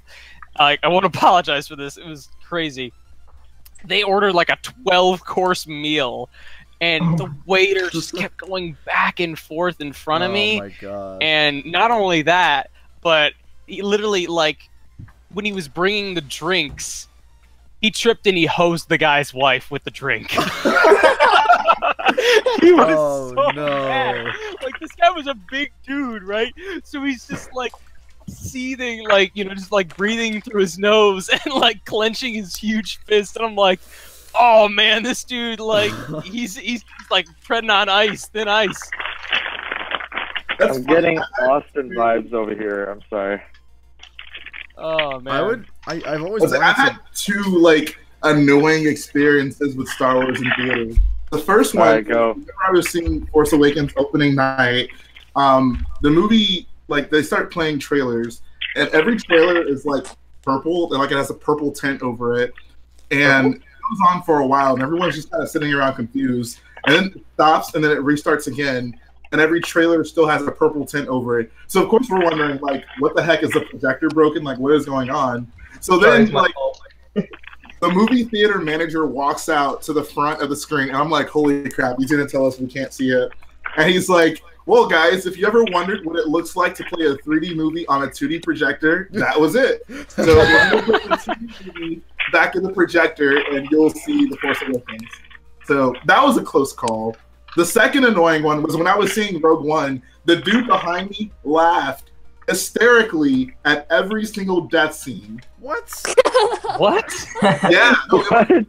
He must have been one of those people with like super low expectations. Yeah, no, it was really weird. I was just like, bro, like, this is sad. Bro, when Chirrut died, it had me shook. I don't have a bad experience seeing a Star Wars movie. But when I went to go see Infinity War the second time, there was a bunch of like, there's probably like 5 or 6 9-year-olds behind me that their parents let them in alone. Oh no! No! And they talked the entire time, and one of the kids had already seen it, and he was narrating the entire movie to all of his other friends. Oh. And anytime something popped up, he'd be like, "Oh look, he dies right now." No! Oh my god! Stinks. You should have turned over. Like, kept like kicking the back of the seats, and it's like, oh my god, so obnoxious. You should have turned over and said, "Guys, I'm 16 years old. I'm gonna need you to calm down." So finally, I think someone like got like one of the ushers or something, and they like walked in and told him to shut up. Nice. And they got like super scared since they have like, you know, they're like little kids, and they didn't, you know, they got in trouble. Bro, you should have beat him up. That would have been awesome. Alright, let's go on to the next movie. What movie should we do next? Should we do Rogue One? We can do Rogue One. You can do Rogue One. Alright. So, best and worst from Rogue One. Alright, I'm gonna go first and just get this out of the way. Go ahead. You know what? I love the Vader scene. Sue me. Yes. Sue me. Oh. That I have wanted to see for the longest time. After all the expanded universe stuff I've seen, it was rewarding to see that on screen. I don't get why people don't like that though. Like, what's the argument for that? That it's like just fan service, I guess? It's like all of a sudden, you know, people loved The Force Awakens, you know, and a lot of the reasoning for that was fan service, and then all of a sudden now people are against fan service just because it's fan service. That's so which stupid to me. I don't quite understand. That's so beyond stupid to me. All right, so worst part of Rogue One for you? Worst part of Rogue One? Tough question. I will admit, I think the first half is a little slow. First half is a little slow. Except Jeddah. I think the scenes on Jeddah were awesome, but I think other than that, it was a little bit slow, but it picked up really well. I felt like there were some scenes missing, you know, here and there. Like what? And it's probably because, you know, the movie was a mess by the time it hit the cutting room floor. Like what? Like what scenes would you have wanted to see? Well, there were a couple scenes. So they totally rewrote the back half of the movie with, you know, the Battle of Scarif and everything. And I don't think how they rewrote it, you know, necessarily changed some of the really, like, satisfying battle scenes there. But I felt like the confrontation with Krennic was a little short there at the end. The negotiation. Like, oh, boom, dead. Okay. I can kind of see that. My favorite part of that really doesn't count as like the least favorite part, though. My favorite part of that confrontation is Jen pulls up on Krennic and he's like, "Who are you?" And then she's like, "You know who I am." And then awkward pause. Jen Erso. He's like, "Oh, okay, that's right." I didn't even think about that. Like, yeah. All right, who wants to go next? Okay, so my favorite part of Rogue One was Scarif, without a doubt, the whole Scarif sequence. Oh. My least favorite, I honestly don't know. I'm trying to visualize the movie like in front of me right now, and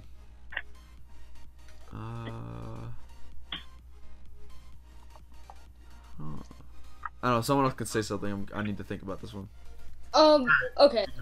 My favorite part about it was they showed like a grimmer part of the rebellion with Cassian in the beginning. Like it kind of showed that it's you know, that they're kind of doing what they have to do to win, I guess. Okay. Yeah. Oh, but, yeah, like, yeah. It's kind of showing that like it wasn't all good. There was some bad, and yeah. See, I love that too, and that's kind of what I'm getting at with, you know, like, it definitely raises a question, but it doesn't give you, you know, an obvious answer, because it actually makes you think about it, and it's just like, whoa, I didn't really think about it, you know, there's a bad side to, you know, the rebellion too. Yeah, because we're so used to them being, like, the really good guys, and they can't do any wrong, but then we see, you know, for instance, in the beginning, Cassian had to shoot that guy because... Yeah, it shows the flaw in all people. Yeah. I do like that. I really can't think of something bad, though. Okay, what's that sound? I hear crumpling up like that. that. Yeah, someone eating chips. Yeah. Is that me opening the bag? That's what it sounds like. Matt, your mic keeps getting really muffled. Oh, really? Okay. Yeah, this has been happening. But Matt, put it in front of you. It is in front of me. It's right here. Speak into it all the time. I am. Okay. Start eating the microphone. That's how it works. Oh my god. I guess probably switch to my headset mic. Let me try that. See if it works better. All right. So my favorite part of Rogue One is definitely Scarif. Scarif is like the best Star Wars battle we've ever seen. Yeah. So it's kind of hard. Yeah, to I gotta hand it to him for that. Yeah. Yeah. No. And the thing I love the most about it is the fact that everything kind of progresses in a logical way. Like, you know, like everything that happens seems to be happening for a purpose and not just like, oh, this is this cool stuff on the screen. And I appreciate that. Like, it's a logical battle that you can follow and you can get invested in it because there's actual stakes. My least favorite part is it's either Borgullet or yeah, I gotta go with Borgullet. Someone at Disney clearly has a tentacle fetish because we went how many movies straight? I guess so. Force Awakens had the Radsars. Rogue One had Borgullet. Last Jedi did not have a tentacle monster, but then Solo had the Maw. So that's 3 out of 4 Star Wars movies with tentacle monsters. I don't know what's going on over there. All right, I just switched the mic. Is this any better? Yeah. Yeah, it's clearer. Okay, I'll use this one then.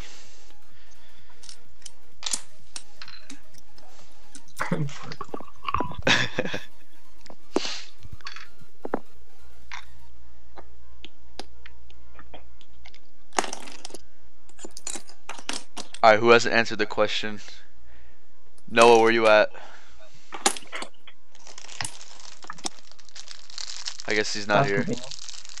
Bryce, you're up next. Okay. I don't know. I also agree with the whole Scarif side of things being my favorite part. I think the worst part was honestly K2's death, because it just seemed like it was too over dramatized. I did like him as a character, and I thought he was pretty comedic, but they started playing like the really loud music, and he's like, go, and you already know what's gonna happen. And it just seemed like it was too played out. He had one of the most emotional deaths out of all of them, in my opinion. That's what I thought. Yeah. His death was the one that hit me the most. Yeah. Can you guys not hear me? We can hear you now. We can hear you now. Okay, because I was like telling my entire opinion of like what my favorite part. Oops. No, I was saying, I was gonna side with Jay on this one because I find that the Scarif battle sequence was just the best out of all of them, you know, in recent history. Because, I mean, everything you'd expect in the battle was, you know, just kind of fitted in there, and there was so much going on that it just made it so intense. You know, you had everything from like the rebels coming down, and then the Imperials, you know, being shot at, and it was sort of a balance between both of them, but yet at the same time, it just felt so, you know, I guess pleasing to watch, if you want to say it that way.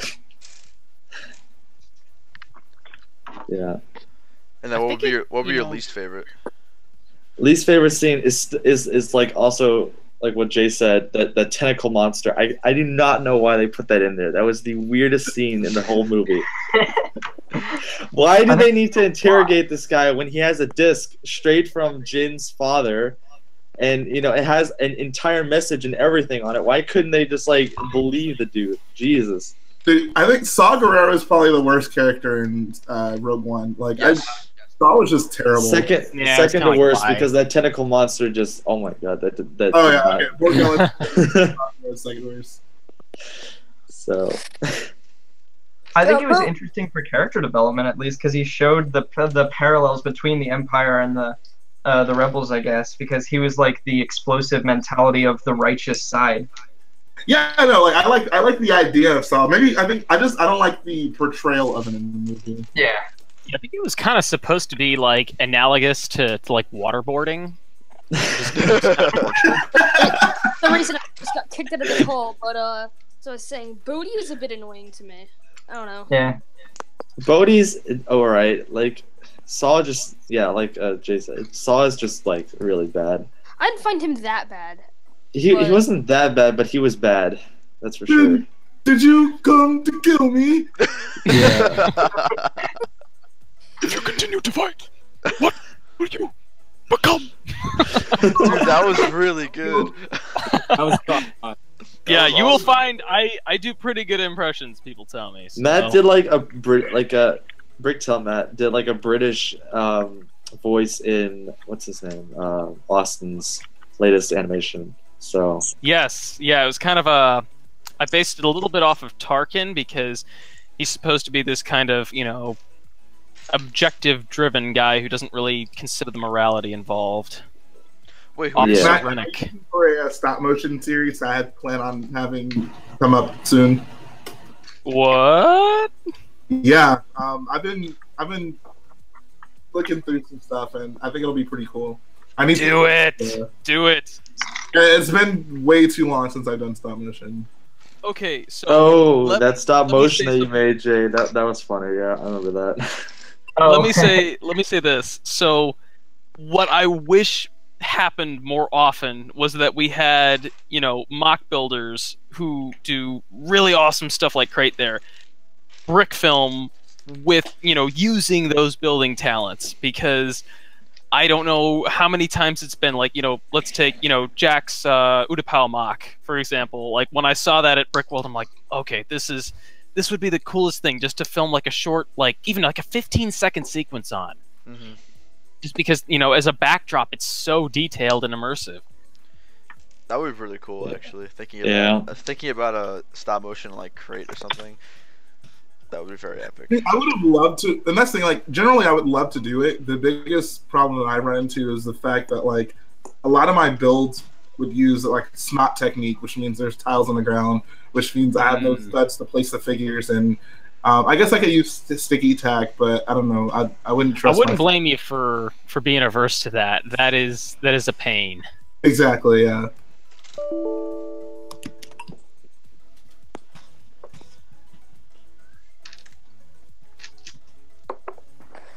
Yeah, that's interesting for sure.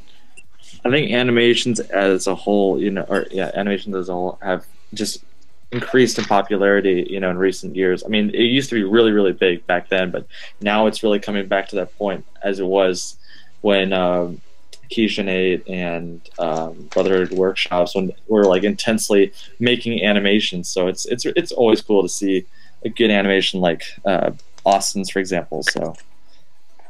I'm glad. That's kind of the side of LEGO YouTube that I come from, so it's nice to see that, I can use my Star Wars love and my stop motion love. I did not know that about you, Jay. That is so cool. Yeah, no, dude, that's, oh my god. That's where he started there. I know, yeah, that's where I started. That was my life at one point. I used to film with a digital camera. It took 2 AA batteries on the side of my bed. I didn't even have a tripod when I first started. I think I would tape my camera to the Lego thing. It was pretty funny. I think everybody's had that Lego case once in their life, that iPhone or Samsung whatever case. So yep. Yeah. Yeah, there you go. So. All right, is that everyone's answers for Rogue One? Did we get everyone? Are we missing anybody? Man, I don't think you said your worst. I think you said you had to think. Oh, that's right. That's right. Okay. I guess I'd also have to agree with Saw Gerrera. I wasn't very drawn to his character. I thought he was a bit harsh at times, but I guess that's also his character at the same time. So, I would just say Saw because I'm just not a fan of his character. That's pretty much it. I think when you have such a difficult time picking out something that you didn't like from a movie like this, I think that's it's really a sign of a good movie. Personally, yeah, yes, definitely, 100%. I like that, Matt. And for that reason, I have no least favorite scene in Rogue One. Favorite. Should have gone with that, honestly. Yeah, true. Because you really have to nitpick, at least for me, to find something I didn't like. Oh wait, did we ask Chris? Did you say what your favorite one is? Your favorite part of it? No, he did not. Oh, I don't know. So, yeah. I watched it again, and I really enjoyed the whole rainy environment that is almost like Edu? Oh, Edu. That's a great sequence. Yeah, but it starts out with that too on whatever Lamu. Yeah. It even starts out that way, so I really liked how rainy and kind of dark times that it portrayed with that. So I really enjoyed the Edu sequence was great, but I mean Scarif is amazing. One thing I think the thing that I really do like the most about Rogue One, aside from the Scarif sequence, is just the fact that everything in that movie looks so good, the animation and the way the ships look. I don't know, it looks different than the episodes. I don't know, it looks more realistic in my opinion. Yeah, I found the space battle equally as impressive as the land battle. I think one of my one of the most underrated favorite parts is the turbo tank jump scare if you're in theaters because it's so loud. Oh, dude, I was freaking out when that happened. Not because I was jump scared by it, but because I'm just oh no way, they did it! That's that they did that for me. They must have known. I would have loved to have seen more of that Imperial prison that Jin was in. I think that could make for a cool mock if we got to see a little bit more of it. You know what? I've never seen the deleted scenes for any of these new movies. Alright, I think I saw the deleted scenes for The Last Jedi. Do you guys know how Phasma was supposed to die originally? Or no? Oh my god. Oh yeah, that's it. Hey Matt, I honestly doubt she's dead. Oh, she's dead. Bro, she's gotta be dead, bro. She'll come back. Maul survived. Yeah, but that was the same. That was totally different, She man. instantly cauterized the wound. Yeah, but like You had a nuclear bomb times 1,000 erupt on Scarif, and Maul fell down like a sewage drain, whatever. like Two very different things. I understand that, but they make a lot of toys of Phasma. It's like I don't see them just killing her off like that. I was She's just like a very big underwhelmed by her character. I thought she would Honestly. do so much more. Oh, what's up, Will? Yeah. We're talking about Phasma now. Oh, okay. Yeah, let's go on to Her Phasma. What does involvement. everyone think about Phasma? Silver. She was underused. Like, I yeah. don't know, her involvement in the films is just it's just terrible because I mean I know Chris and a few of you have probably read the novel, the Phasma novel, and that is like great. That story was awesome, and I just wish that had carried over to what was in the films because what we got just frankly was terrible. Have any of you guys read that? No. What is it No. like? What is it like? Just give us like a is she like really badass in it? Yeah. Yeah, it's, she's, her like, origin brilliant. story, and it's told so well. Like, it's one of my favorite Star Wars audiobooks or books in general. But like, she's made out to be such a cool character, and just like a complete like monster, like psychopath monster kind of thing. And the whole story is told through the eye of like a secondhand story learned from somebody that had like grown up with her, and the whole way that the story is told, it's just beautiful. Yeah, it's a really good book. It's kind of like my analogy for it that I've put a few times is basically her planet that she comes from is basically the Mad Max of Star Wars. So it's pretty cool. That seems pretty cool. I might have to look into that. Yeah, it does. Have you not seen Mad Max? I have seen that. Okay. Alright. Oh yeah, Matt, can you answer the DMs on Discord? Thanks. Sure. I meant, I'm sorry, I meant other Crate Matt. Come on, Noah. You call me Matthew. I thought just call me Wizzy. Just call me Wizzy Boy. So Wizzy, after okay. BrickFair- Wizzy. Yeah, for those that don't know, after BrickFair, this is a new thing trying to deal with two mats. Yeah, we're currently testing out a pilot program of calling the BrickWiz mat Crate variant. Crate Boy. Crate Boy. Oh, yeah, I'm gonna tell you guys, I'm actually getting my name changed.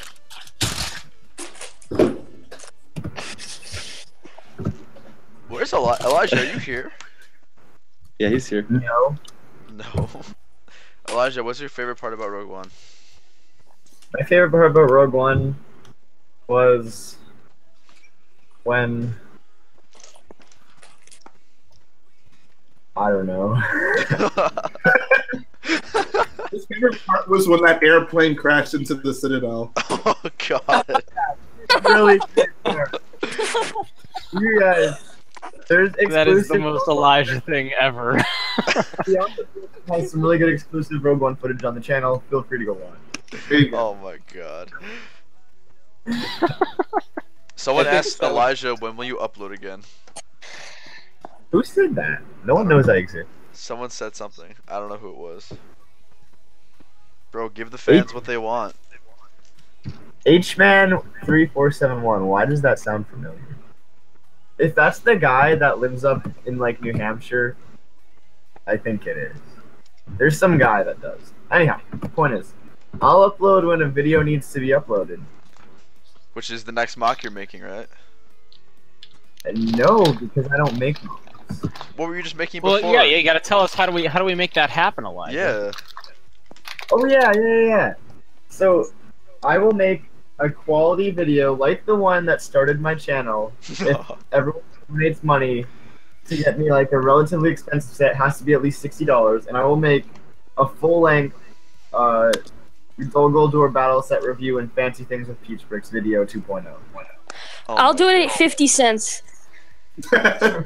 Okay, guys. Kickstarter. I'm telling you guys, Kickstarter. Alright, Let's guys, make this happen. from here on out, any have, like, donations full I get for. throughout this point of the stream will go directly towards Elijah's set foundation.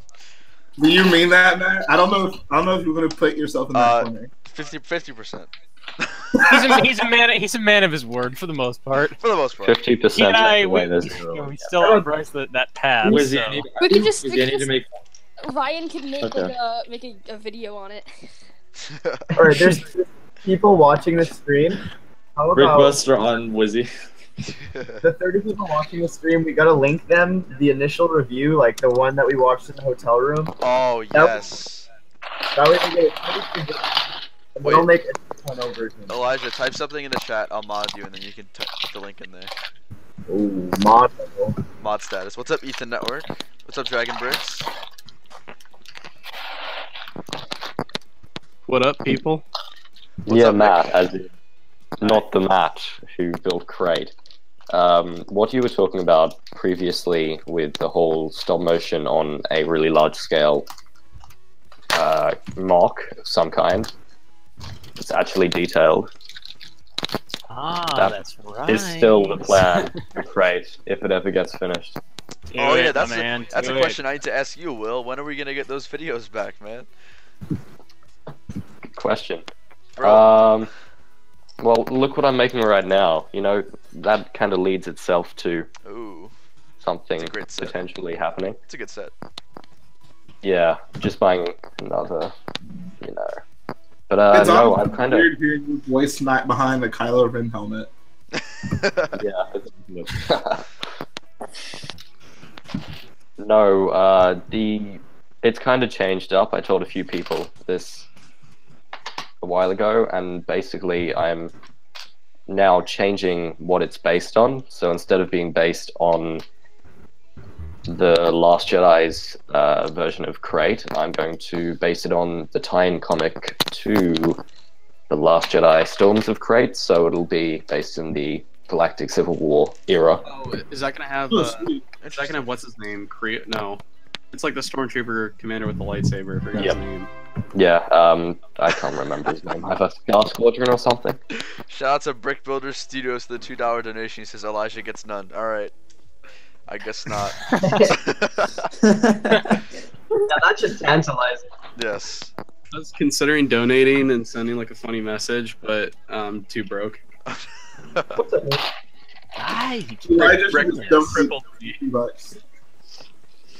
Huh? Elijah, you should just donate $60. Boom. I don't have $60 to donate.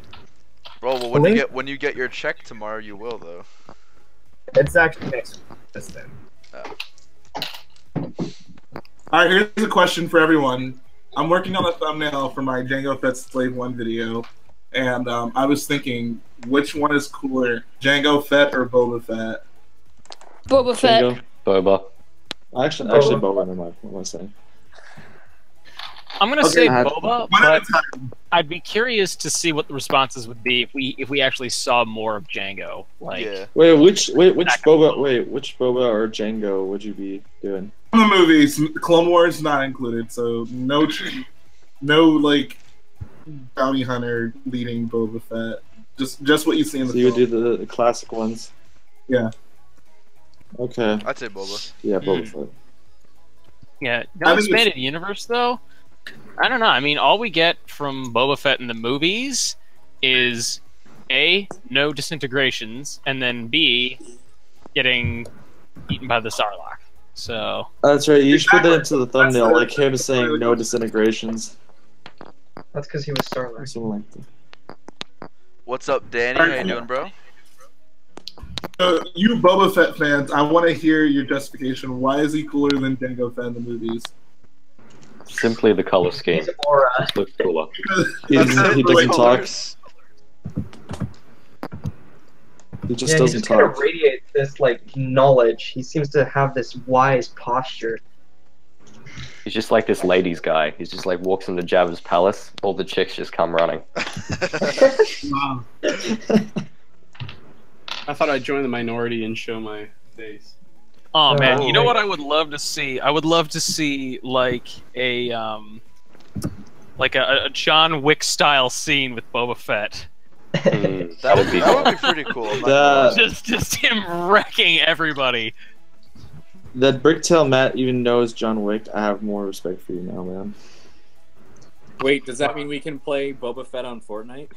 Oh god. Oh god, no. can we not? Oh Alright, it's god. been mentioned. Guys, we're just gonna have to close it down. The elephant in the room. Slash kick.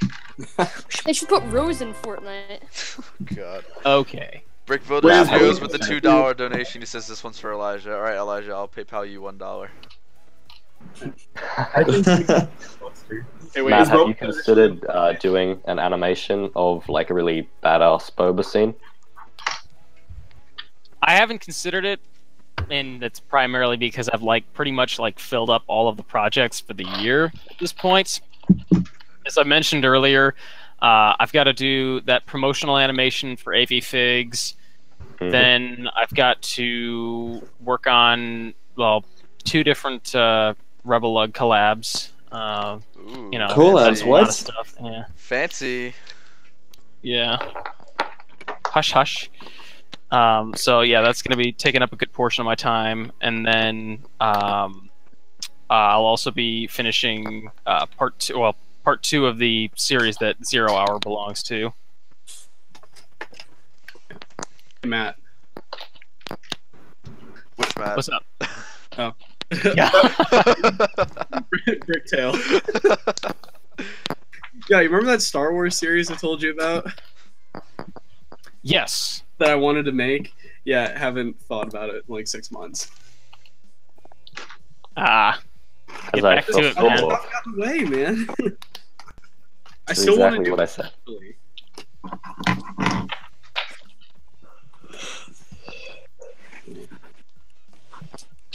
Alright, so Nick, since you just joined, let's get a general feel about your Star Wars opinions. So, what's your favorite and worst and stuff?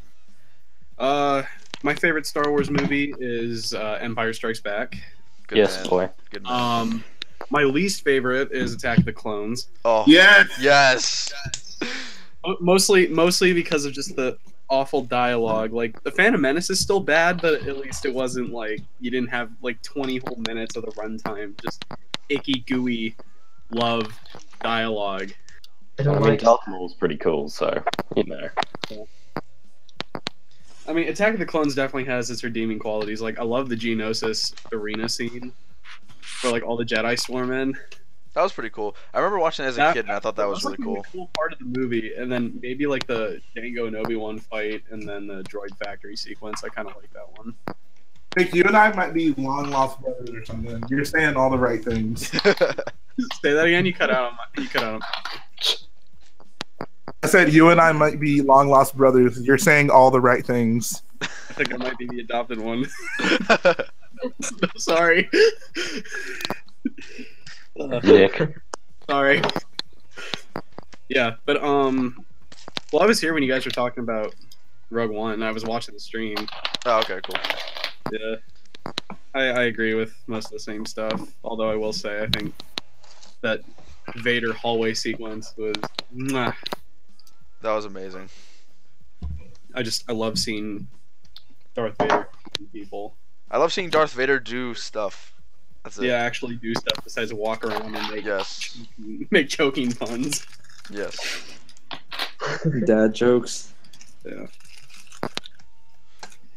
Has everyone here seen the Family Guy remakes of Star Wars? I have the unrated extended versions of all of them. Oh, some good stuff. Unrated.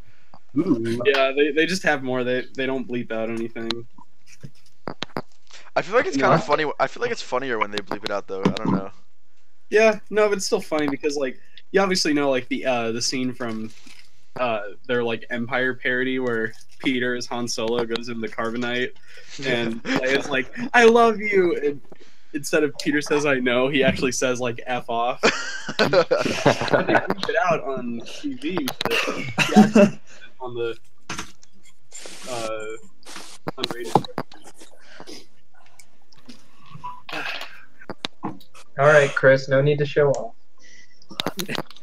What is Chris flexing? Oh god. Yeah, Chris, oh my god. I'm Chris. just setting up my haul video. Oh my god. Why? what Bale Oh say. my god. That's a my lot of stuff. Chris. Let's see it. I didn't see it. It's not Are those repeated. saxophones? Chris. Thanks, Blaine. Thanks, Blaine. You gotta send me one of those. Shout out to Oh Blaine's my World God. on BrickLink. Oh man. We got some fun stuff in here. Why multiple Sarlaccs? Rancors, block monsters. Oh, all those guys from that Atlantis set draft you did? No, those bears. This is just Virginia. Oh, you're kidding me. No, I'm not. Check this out. If I run Oh down no. the stairs. He's going to the bathroom. No, he's going down. He's going to Hey, the Chris, that's where me and Joe were sleeping when we were at Chris's house like 3 weeks ago. Oh my God, Chris. No, you should see his Lego collection in person. When did you buy all of this stuff? So that's what was in your 80-pound suitcase. I didn't really see you I think we know walking who the back real from the vendors Bitcoin with stream is. anything. This is why Except those droid like head things. Well, you didn't No, have all this that dude stuff. staying at your house. All that stuff was from the convention I went to the week before, but all this is Virginia. Oh, okay. Oh my lord. That's why your Chris. suitcase was so freaking heavy. Where do you get the money for this stuff? I will never understand. This didn't cost that much. Hey, Chris, do you still need me to... What do you mean? Okay, Costs that that's much? like 6 pab no, like a dozen pab cups right there. Chris, how much money do I owe you for that bounty hunter battle pack you left in my house? It's like $200 worth of pab. It's not that much for Chris Productions. No. Chris, how much would I have to pay you to change your name to RichBoy Chris for like a week? That'd be amazing. Wait, Chris, what is your record for like the most Pickerick cups picked up at one point? I don't know. Probably like 20 or something. Oh look, those pieces from Legoland. Nice. Oh, In look at fairness, this. in fairness, I walked away with like 10 pab cups from Brick World, but that was excessive, and I knew it. Like, Fun I fact- knew I was not going to do that again. You know, within the This next tab 12 cup is my months. first tab cup in like 4 years. Wow. It's not even a large. No, it's not even large. I mean, I got like a lot of the ice cream pieces. I got a lot of the plants, and I have some trans yellow studs in here. That's about it. Would I be right in saying that the If anybody reason needs those that it corner is so tiles, you know, just hit me up. Yeah. is I because think it the worst- has just like accumulated over the years you've spent on YouTube. The worst deal I got at the whole convention were on these pieces. Which pieces? The ones from Noah. Oh man, I got a great deal on those, primarily from working as an indentured servant in his sweatshop for sorting. It worked out for it to be a good deal though, and I kept it on the down low, so like swarms of people didn't come over. that was good. I found it Yeah, hilarious how as soon as Blaine pulled out all of his bins, all like the A-falls and T-falls flocked to our table in like 3 seconds. Yeah. Yeah, right. That was fun. That was so funny. It's like they smelt it. I smell deals. Yeah. Yeah, guys, Free be sure to check out Blaine's World on Instagram and keep on the lookout for any conventions you might be going to. Hey, so you guys Please actually actually- came around and asked you guys to sign my the BrickFair booklet. Yeah. Blaine wrote on like under his signature, he just wrote "bye" from me. Alright. Here's a question for everyone we can go around and answer. What minifig do you own the most duplicates of? Stormtrooper, and that's a Death, really good Stormtrooper question. and Death Troopers from the Imperial Battle Pack. Uh, I think I have 35 of each opened, and I have 15 battle packs still sealed.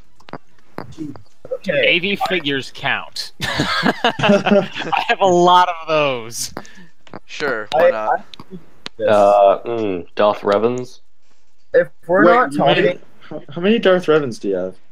None. I'm just. Wow. Wow. What a I actually liar. assumed. I own the most Come on. 2 12th troopers, and that's like 20. I was giving you a run for your money. Have a bunch of.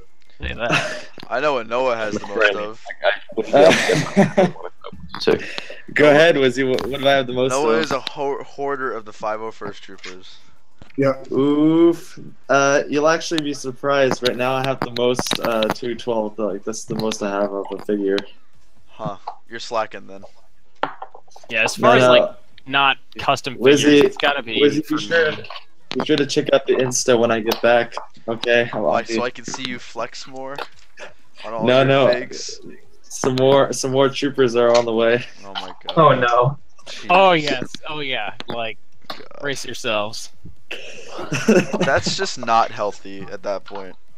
I'm Hey, sorry. at least you know it's not healthy having a bunch of like Atlantis Jay, I have a really good idea. soldiers. You should like give those both to me. Oh, there you go. Wow. Low blow. These Atlantis soldiers were like less than $2 a piece. Yours are quite different. Mine are Chris, what figure do you own the most of? Oh, Jay, I see you flexing. Check this out. Oh, Hedwig, baby. This is from a Target event that they had like a month ago because it was like the 20th anniversary of Harry Potter or something, and I got it off one of their displays. It's all glued together, so I can't take it apart. Ew. You can actually tell. You can kind of see the hair on the bottom. It's actually messed up. Here, we can have a flex off. Flex Oh, off. hang on a second. I'll just throw my money on the camera. Oh, Give wait. me 1 second. I'll go get something as well. Oh, wait. Christ! Oh man, the only. Oh, there it is. Can we just leave? Can we just ban Chris for a second? Oh my god, look at all that stuff, dude. Hold up. I got you. I Like, got you. Matt, I got you. make focus it on Bryce's. On Bryce's? Okay. So everyone Oh, can see Jay bringing in the Star Destroyer. Nice. Oh, I want that so bad, Jay. Bryce, where are you? Oh, there you are. Literally, he's like a leprechaun with his pot of gold. That's hilarious. It's my baby. That is hilarious. They Don't say it's drop a it. useless pad part. I say they're I just dumb. see that thing toppling over. Oh my Yeah. god. Oh, we should tell the audience about the fact that we now owe him 2 more Pab cups of that. Oh my god. Go ahead, Bryce. You're the best storyteller here. Yeah, go for it.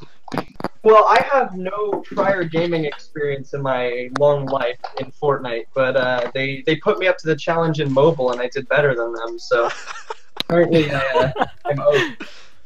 Yeah, Basically, there was one game where Bryce got kills and we didn't, so now we both owe him a Pab cup of whatever he wants.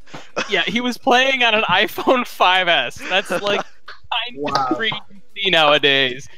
And literally, he could not even read the text on the screen. It was so small. So naturally, we thought, Very no small. way. There's no way you're getting a kill. He ends up getting 2 the second game we played. That was so awesome. That was so awesome, though. I'm done with Fortnite. Back to PUBG. It's a sign. I think going back to the question about like what minifigure we own the most duplicates of, I think for me it probably just has to be Batman from the Lego Batman movie, because I bought I think all but like maybe 5 of those sets. Oh damn. Yeah, I bought a lot of them. A lot of Batman. Batman. Batman. That's mine is clearly hands down the B1 battle droid. Oh yeah, I totally forgot about that. Like That kind of takes the cake. How many battle droids do you have? I think like 500 or 600. Jeez. Oh I don't know how it happened because I never like. Chris over here trying to flex with his battle droids. Oof. Noah. I think this is my bag of battle droids. No, this is coming from the guy who put his stacks of cash on the bed. Took a picture of it. This is the extent of my battle droid collection. I may have a few more, but like this is it. I have 0. I have like 3 battle droids. That's it. Wow. Yeah. Oh, hang on. I do have that sweet boyo chain hanging in the back though, so. Hey. I still can't. I'm gonna put that on actually. I'm gonna do it. Hey. You know what's shocking? This is one of the figures I have the most of at this point. This embarrassing. Oh, Oh man. What a sad Isn't that weird? Like the fact that like these are gonna be dirt cheap and there's so many of them floating around. I saw somebody selling those at the yard sale on Saturday for like $4. Wow. It was like that and the Barris figure. Yeah.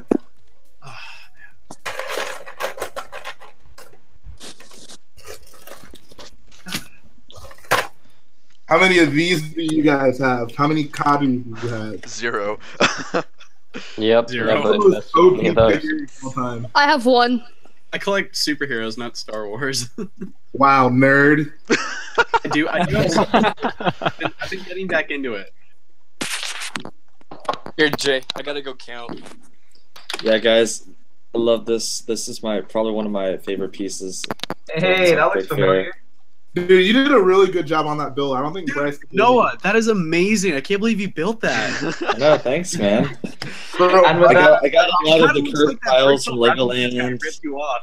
This has just turned into a flexing comp. It has.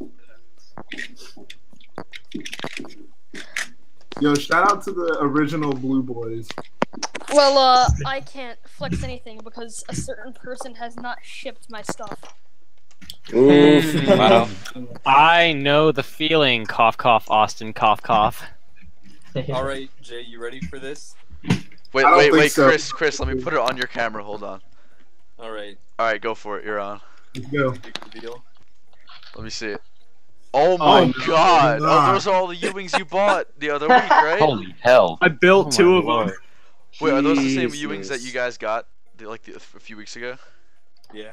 Oh my Got it for God! like Chris, you have a problem. You have a serious problem. What are you gonna use all those for? Oh, just army video, I This guess? is Jedi Temple, by the way. I like how there's an AT-ACT and an ATM-6 there. And a Coast Guard boat. And a broken AT-AT right there. Oh my God! Oh, Benny's that's spaceship, nice. Yeah. Wow. That's insane. Not to flex on my quarter cylinders here, but Ooh. Oh baby. Lego needs to do a percentage for all the quarter cylinders they sell for all the work you've done for promoting them. There's not a quarter cylinder I see where I don't think of you. I'm glad. Alright, I'm gonna get some parts so I can store it here on stream, so I'll be back. It's honestly. Yeah, I really do need to be sorting crate because that's a problem. I still have my box is still in my garage. I haven't brought it in yet. And then crates over there. Yeah, come to think of it, yeah, I still haven't quite finished sorting my Virginia haul. I haven't sorted it I'll all. get to Everything's that. still in the box. I So- haven't seen my haul for a week. What? Wait, that hasn't even been a week, has it? No. Dude, we were there Monday and it's Friday. What the heck? That's crazy. That's really weird. Bro, I Time's want to actually go. moving. Guys, why can't life just be a constant BrickFair Virginia? I know. I know, right? Could you imagine? I literally slept this entire week though. Oh yeah, same here. That's what I should have been doing, not what I actually did, unfortunately. Dude, Empire at War takes priority over sleep though, so that's fine. Ah, dude. That game is so fun. Yeah. Ah, yes, the culprit. Yo, you can Empire at War after this. Yeah, I'd be so down. That sounds honestly. like that sounds pretty dope to me. Yeah, I think. Well, so I know that Danny's gonna be going live in a bit, so I'll cut the stream right before he goes live, and then I'm down for some Empire at War. Perfect. I think Danny's actually testing some new stuff, if I'm not mistaken. So that's pretty cool. So this is my bag of figs from Scarif, and this is like one of the funnest bags to look through because, of course, we got stormtroopers, got a bunch of Scarif troopers in here as well. All the helmets are off because they fall off easily. Got a bunch of Imperial officers. Oh, you know what? I didn't even consider that. Speaking of Scarif troopers, Brickworld Chicago. Oh my! Wait, Matt. Walked out of there with at least 30 of those. Wait, Matt, you were one of the people who got the box? I didn't get the box, but collectively over the course of the week, because Elijah and I kept sneaking off to the Lego store every time they'd restock them, or not the Lego store, the Legoland Discovery Center in Schaumburg. Yeah. We kept sneaking off there, and then we just buy them all up, and then we go back and buy them all up. Dude, I'm and then so finally, jealous. I bought like 20 more from the Discovery Center actually at the convention. I'm so jealous. This is not even funny. I know. Lee got a box. I know that. Oh yeah, those are Danny the got- Scarif Trooper polybags, or Danny which got ones are we two, talking about? dude. Yeah, 2 boxes, He got 60 of 2 them. boxes, bro. That's insane. Dude, And then we made I was two the Danny one videos. because Danny got in line in front of me. And Danny got the last ones. That's so crazy. We're all Like literally, like we were all fighting over like this open box, and then Danny's just like, "Oh hey, boxes, grabs." We're all preparing for like a 20-way Scarif collab down the line. Bro, let's do it. I got the walkers covered. I'll put purple on it. Hey, there we go. I'm down for making like a 20-foot Scarif tower. Let's do it. Let's just make a massive Scarif again. Like, just everybody. Chris, what would be even more funnier is if it takes you like 6 months to complete that tower. That'd be interesting. Oh man, rip. Don't go into that space of. I think if we all built like a 2-foot or 3-foot section of the Citadel, we could be good to go. Yes. The Rebel table at BrickFair would look lit. That'd be awesome. Yo, Danny says he's in for the collab. Dude, Danny has his 60 troopers. There we go. Jeez. 60 freaking troopers, dude. And palm trees. My favorite part is that there literally wasn't even like 60 troopers in the movie. Yeah, that's the best part. Hold on. I gotta show you guys my palm tree trunk collection. Just get David in there too, you know. Oh, Yeah, yo, let's I've go. got like 24 palm trees, but they're all the old brown. I legitimately have never bought a set with a palm tree in my life. That's because I you're in can't Australia. honestly. I can't remember the last time like they made those, with the exception of the Scarif sets, right? Yeah, good point. I mean, it was probably in a city set that I just totally ignored because the city sets are so generic and they re-release the same thing every 3 years. All right, guys, show your Scarif collection. We got and we got crystal meth. I have water. I still have climbing the like stairs. 4 Pab cups of water that's still unsorted in the message I have some Scarif. smoke and plants. Everyone refers to the stud trans light blue studs as water. It's like That or crystal meth. Can we bring up that image again? Why, Jack, are you offended about that? yeah, actually I am. I don't think we're allowed to talk about drugs on this Christian Minecraft server. Yeah. Does anybody have the Ninjago City set? Nope. Yeah. No, but I want it for parts. Wait, did someone say yes or no? That's said the no. one I originally suggested we draft at Virginia if we could find it, but only the Destiny's Bounty was on sale. There's just weird, like, I'm Destiny's trying to put Bounty these was wrenches on here, but it's like, it just, there's no way for it to go, it's weird. I forget, Matt, did you get footage of the draft? I did have some not, because pictures. I wasn't there. Okay, yeah, so, yeah, that was easily the most amazing draft I've taken part in. I'm sure there have been larger ones, but there was like 2,200 pieces in each set, and we ended up having 6 of them because Noah cracked open a 6th. A cold one. Yes, cracked a cold one. I cracked But open yeah, my cold yeah, one. like, the ones were Speaking so of good. the Like, speaking of the draft, I've got the pieces right here, so I'm gonna sort those in one. yeah, it was such a good draft because the way the parts were, you literally could not go wrong. Like, everybody got something, you know, or more than one thing, I should say, that was really good and useful Yeah. to them. No yeah, purple, I that's mean, true. but yeah. Not to flex on you guys, but these are my draft parts. We got all these trans red hands. What are you gonna do with those? Jedi Temple. Blood. Blood, oh my god, not more blood. Man. That's a small fortune in Ninjago figures there. Only somebody didn't steal my waist capes for the other sensei wounds. Be great. Elijah. I don't know. It's either Bryce or Elijah. I heard my name. What's up? You've given us good reason to not trust you during set drafts. I thought these were cool, by the way. These are bright yeah. bright green clips, which I thought those were cool. So Nice. yeah, got 2 of those. Sure is a good thing that it's like all the spears, all the cool scimitars, all the katanas and stuff. All right. This Oops, I is The palm. Pay attention to the minifigs next time, folks. Yeah. Hey, he made Chris, off good. he can't stop flexing. Matt, Yeah, did you agree say with that Matt? one. Did you say minifigs? Oh, geez. I Oh did. my God. I'm sorry. Did you say minifigs? This kid, don't stop flexing. Everybody's been flexing here in the stream, Wizzy. This is the flex stream. This, Yeah, yeah, honestly. alright, that's the new hashtag flex stream is going up right now. All right, Noah. I'm gonna show you how to flex. Oh. No. Oh yes, Bryce. Hey, no fair. I'm not in my room right now. We got a so- gun show happening Hey, here. Bryce, dump them on the table and put your face in it. We need the.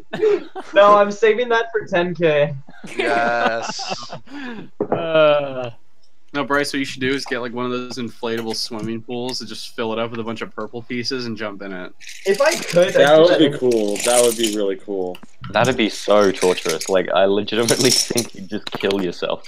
Bryce, I'll help But I you. spend I'll more help money you get than I all ever the funding for the 1x2 That's tiles. Bryce's end game. That's his end game. It'd be a very exuberant death, I must admit. Alright. So, Where your palm trees, Oh. guys? for your guys' information, these parts are from Blaine or Blaine's World. Be sure to check them out. Oh my God. You can't. You literally don't go a second without plugging Blaine. It's awesome. Because he's the Bricklink god. Look at these pieces right here. Oh my God, these are cool. He gave me a bag of customized purple parts. I don't think that can go unnoticed. Exactly. Yeah, Blaine's the man. I appreciate him. Should be here. I sent him the invite, but apparently he was too busy doing Bricklink stuff. So. Wow. Oh, his store's back open. Yeah, I'm gonna see the whole store on next week Friday, so that'll be cool. Noah, are those like clones? Wait, No, what? no, it's Chris. It's Chris. Never mind. Oops. Chris is doing something. Yeah. What? I'm flexing. Chris doesn't even know what flexing means. Hey, Chris, those don't impress me. Those are ugly. Those are ugly. Oh, God. Oh, Chris. How about like every DC superhero fig ever? No. No. Someone says no. How about every Marvel fig from the the MCU? No. I do No. have all of those. No. Hey, shout out to Lonely102 with a $2 donation. He says, "Come on, Matt, go and flex on them haters." Bro, I'm building Ooh. Ninjago City right now, so I can't flex. I don't really have that much stuff to flex anyway, so What? not much. I mean, You have stuff to flex. I'm pretty proud of my Steel Set collection. That's about it. You got friends to flex, boy. That's true. I have pals. More than most of us can say. Appreciate the $2. Oh. Only 10. Oh, do you guys want to see a gem I just found here? A what? Yeah, let's see. Alright. Oh, classic. Hey, get that off the Christian Minecraft server, Noah.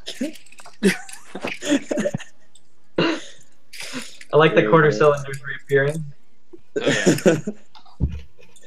Yeah, how many do you have in total, like in all colors, Chris? Oh gee, I have over 1,000 in dark gray.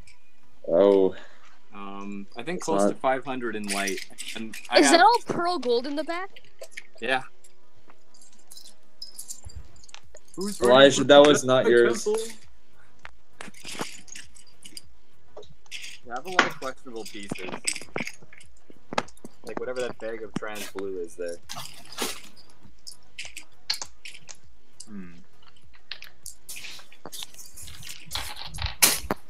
That's a good question for the stream. How do you guys sort your parts or part out things? What's your technique?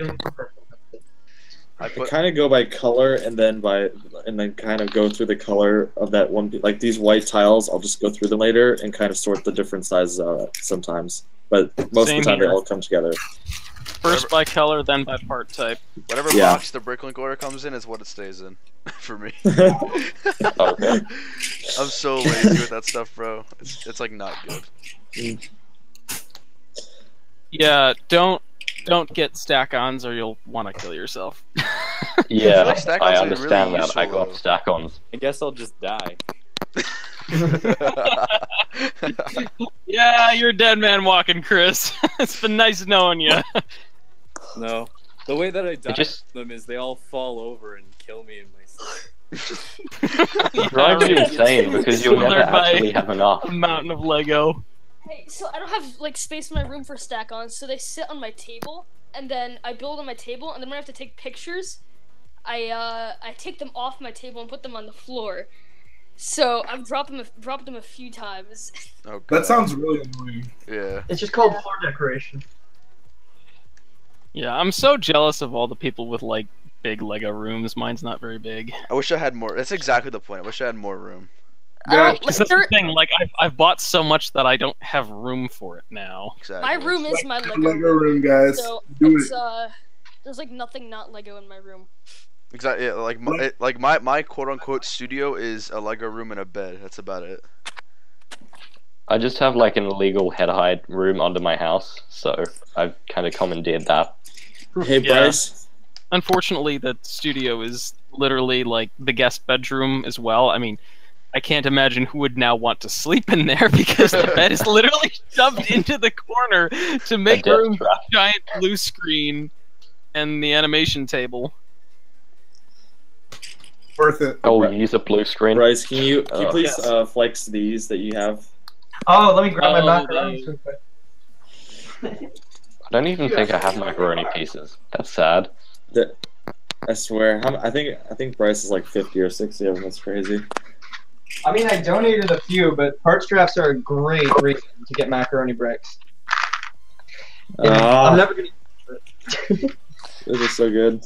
Bricks, macaroni bricks. Yeah, they're actual like Kraft mac and cheese noodles.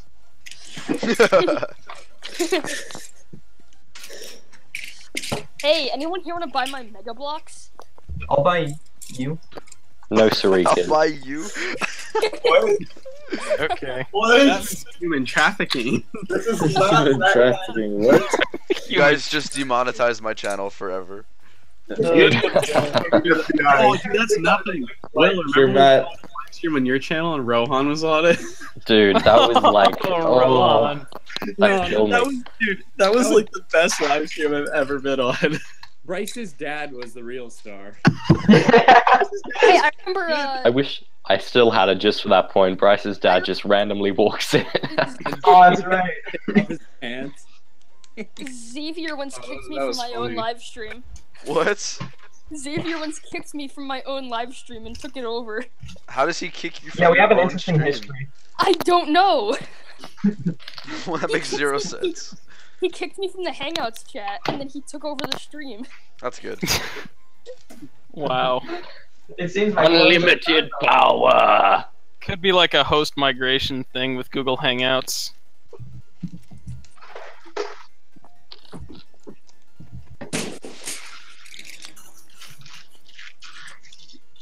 Oof. Elijah, what Yeah, you one working color on? that I was. Oh. Dang it, Blaine! Stop taunting me with more of Noah's masonry bricks. Oh yeah, 9,000 freshly imported masonry bricks now uploaded to Blaine's store. Freshly imported. Oh my god! Just Yo, Jay, stop. that's the comic. What's up? That's the comic that I was talking about before, the Kanan. Oh, I gotta check that out. So does it actually start with like where he was? Oh yeah, there it is. Wow. Okay, I definitely gotta check that out. Wait, Yeah, it's not the best comic series ever. The best comic I've read from Star Wars is the Lando comic, which is just brilliant. But this is pretty good. Okay. Hey, Jack. I think dark brown's like your favorite color, right? So is his name Caleb Doom at this point? Yes. Like Dark And then Brown. there's a sequel to this, or a second issue, which kind of details his past in the temple. Gotcha. Okay. Hey, Will, what's that Jurassic Park thing behind you? Oh, that.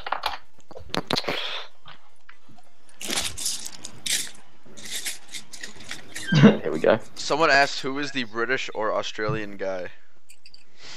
Yeah, That would be he's Will. Australian. Common misconception. That would be Will. Hello, down on the bricks here. Good night, dude. Down on the bricks here. What's going on there? Good question. Hey guys, don't make fun of Aussies, okay? Come on, be respectful. Don't question the Aussies. Yeah. I haven't seen a lot Yeah, of this memes. is just kind of like a, I needed to express some of my inner feelings about the Australian wildlife, so I took the velociraptors as a kind of starting point for that. Okay. This is what happens The to me when I look out Australian the door. wildlife. Interesting. Very interesting. So Yeah, tell us a little bit about Australia, Will. Ooh, Is yeah. it real? What's it I feel like we there? get into this every time. Does everything really kill you over there? Are there Outback stores there or no? Outback what? Restaurants, sorry. Outback Everything is restaurants. fresh in the Outback. Outback Steakhouse. Restaurants. Yes, there are. That's awesome.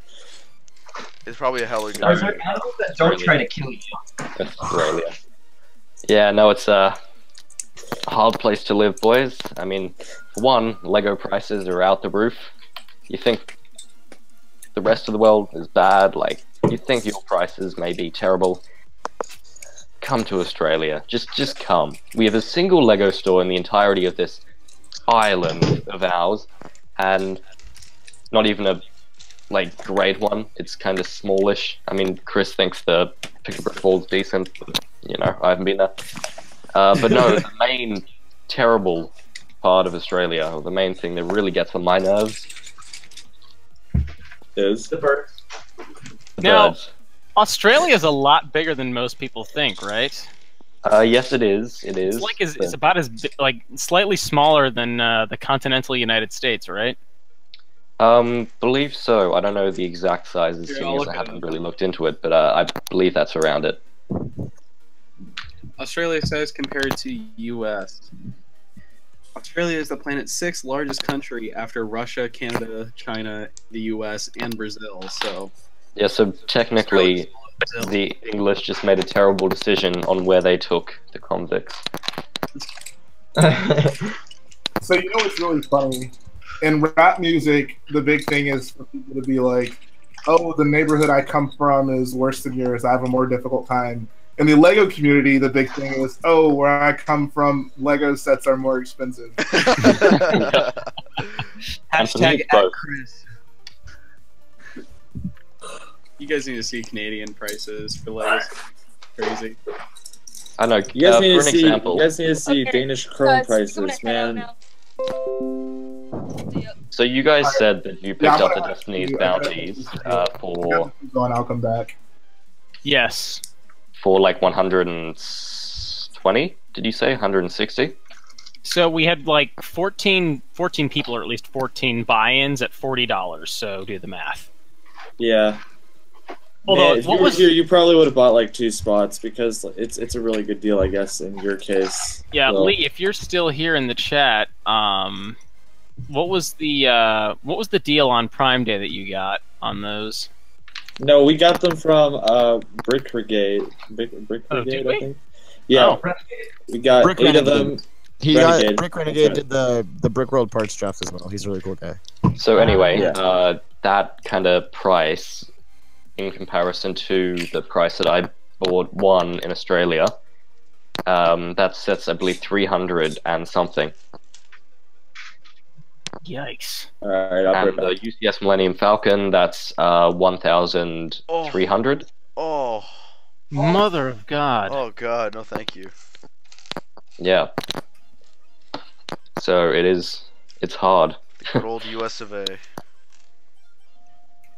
That's what really stopped me with Crate, or has stalled me, because especially for the pieces that I need, the prices are just horrendous. I can only imagine. I mean, the salt parts were a tragedy for me. They gotta be disgusting for you. Mhm. Yeah, they are. Yo, Will. What is Indeed. what's the like minimum wage in Australia though? Minimum wage. I actually think it's like. Like, yeah, like where's the markup coming from? Is it from like taxes or like the cost it costs to ship it in? It's got to be the shipping, right? That'd be something interesting to look into. Australia is like kind of remote. Yeah, Things yeah. considered. All of the prices are just kind of bumped up in Australia for most things, and yeah, taxes are quite annoying. Hey, wait, what are your import taxes? Or do you guys even have that? Yeah, we do have import taxes. What is that? I'm not actually quite sure of the exact amount, but I believe it's... No, I'm not sure. I don't want to give a number because I don't actually know the answer. Okay. Yeah, because for us, if it's over 45 euro or that's like 50 USD, it's taxed by 19%.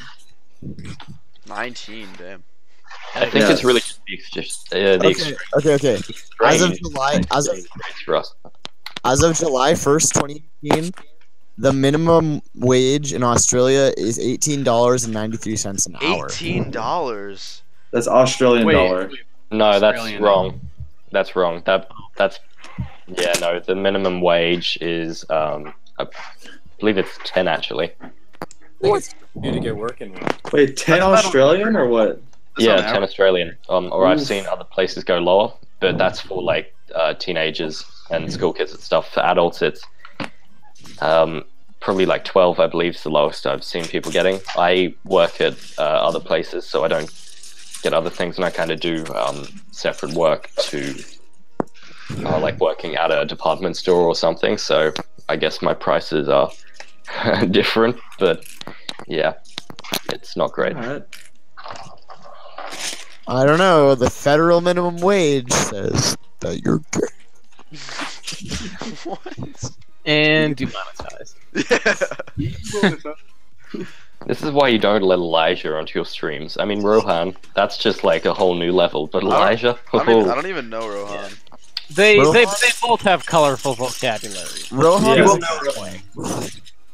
Anyone that disses Rohan should not be in the LEGO community.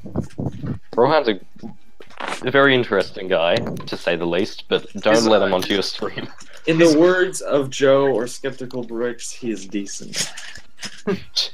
Yeah, Rohan's like Lego community name was inspired by a not so good tragedy. and he's serious about it. You're not supposed to tell them that, Nick. I know. Rohan doesn't care. Okay, he's a nice guy. All right, here we have a pretty decent question from chat now. He says, I have a question for all you guys on stream. What inspired you to start your channel, and what inspired you to make mocks? We'll start with Chris because he probably makes the biggest mocks here right now. Shoot.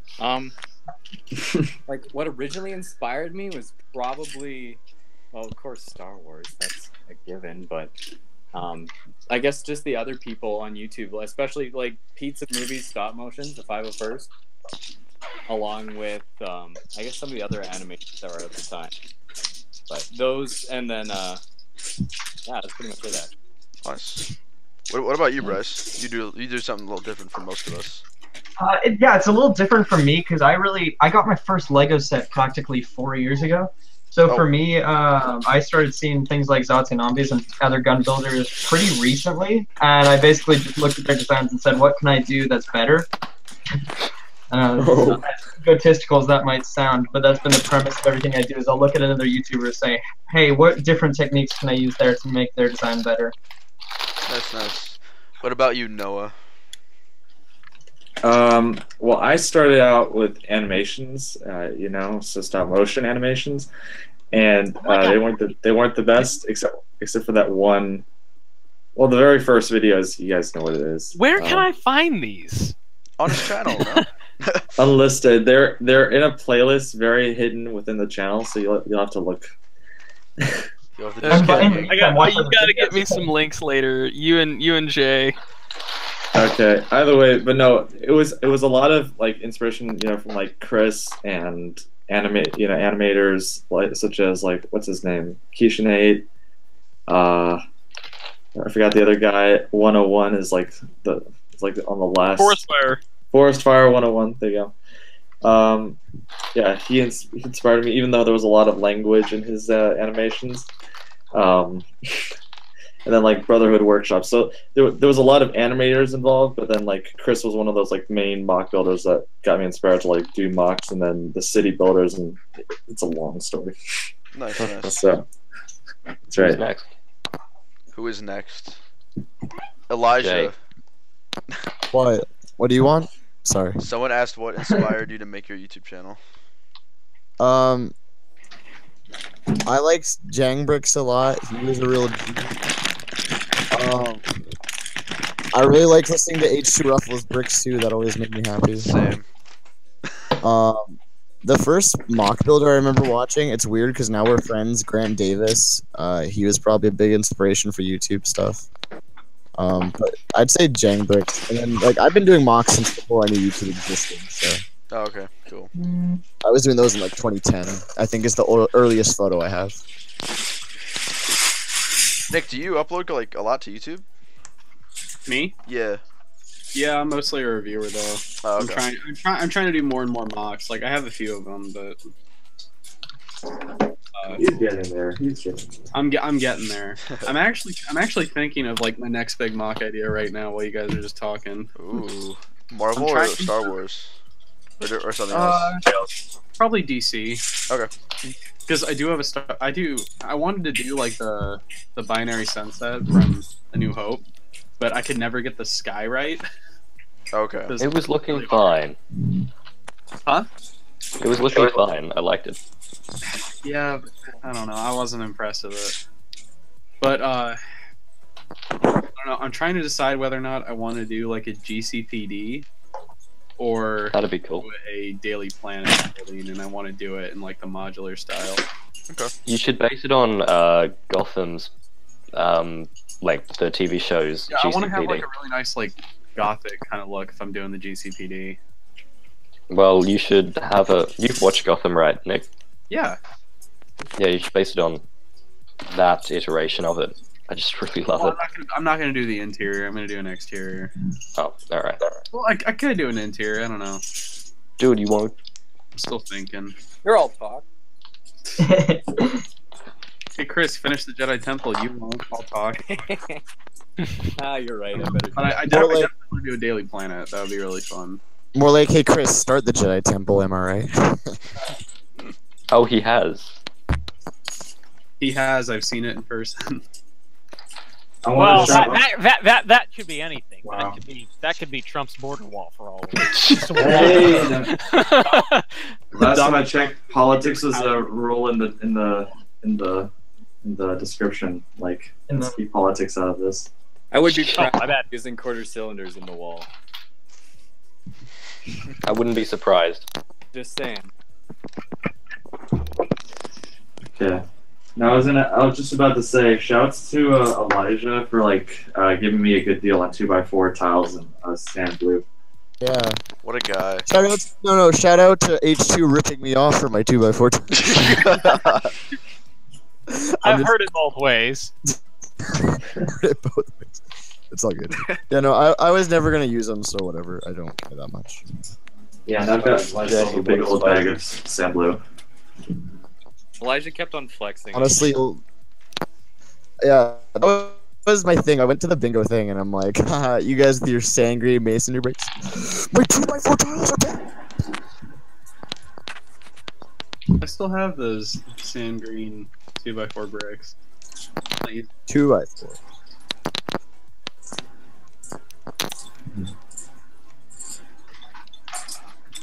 So Matt, what inspired you to?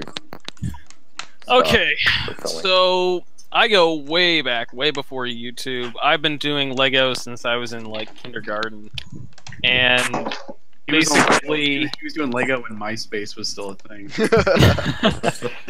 Yeah, I'm 22, so I was born in '96. So that was back when you could still get like lots of Lego from garage sales. So basically, what happened was I started out like basically at my little kindergarten. It was basically you were either into two things: either it was dinosaurs or trains. I was a train kid, so basically in my basement, I was fortunate enough to have a small HO model train layout that I loved for a very long time. And then I actually went to a train show that was hosted at what would become my future high school, and the Northern Illinois Lego Train Club was having a display there. And I'm like, because I had gotten Lego sets before and I thought they were cool, but then I'm like, wait, Lego has trains? What?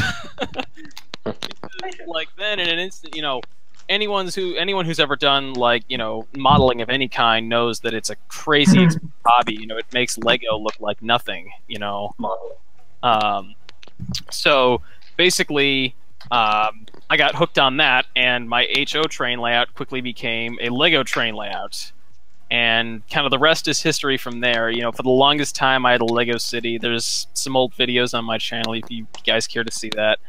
But basically, man, I think I was in like fourth or fifth grade. I went to a class, like a summer class at like one of the park districts in my area, and it was in stop motion animation.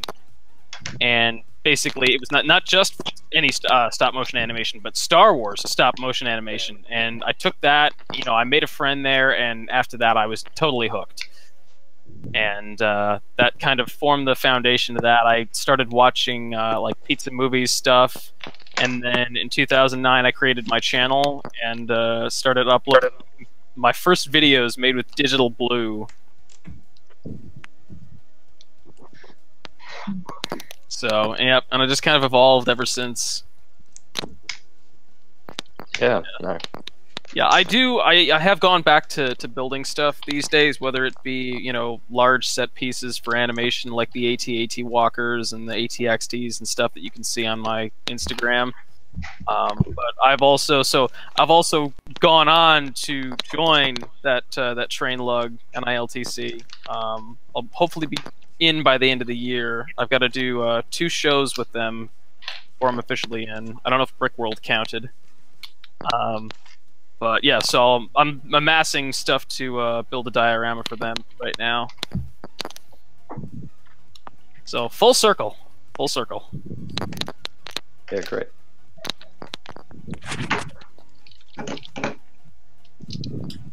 Koff bought a lot of masonry bricks for me. Oh yeah. Yeah, that was what they were for. So at least they're gonna get used in something. That much I know. Yeah. Well, who else hasn't answered? What was the question again? Was it? How did you get your start?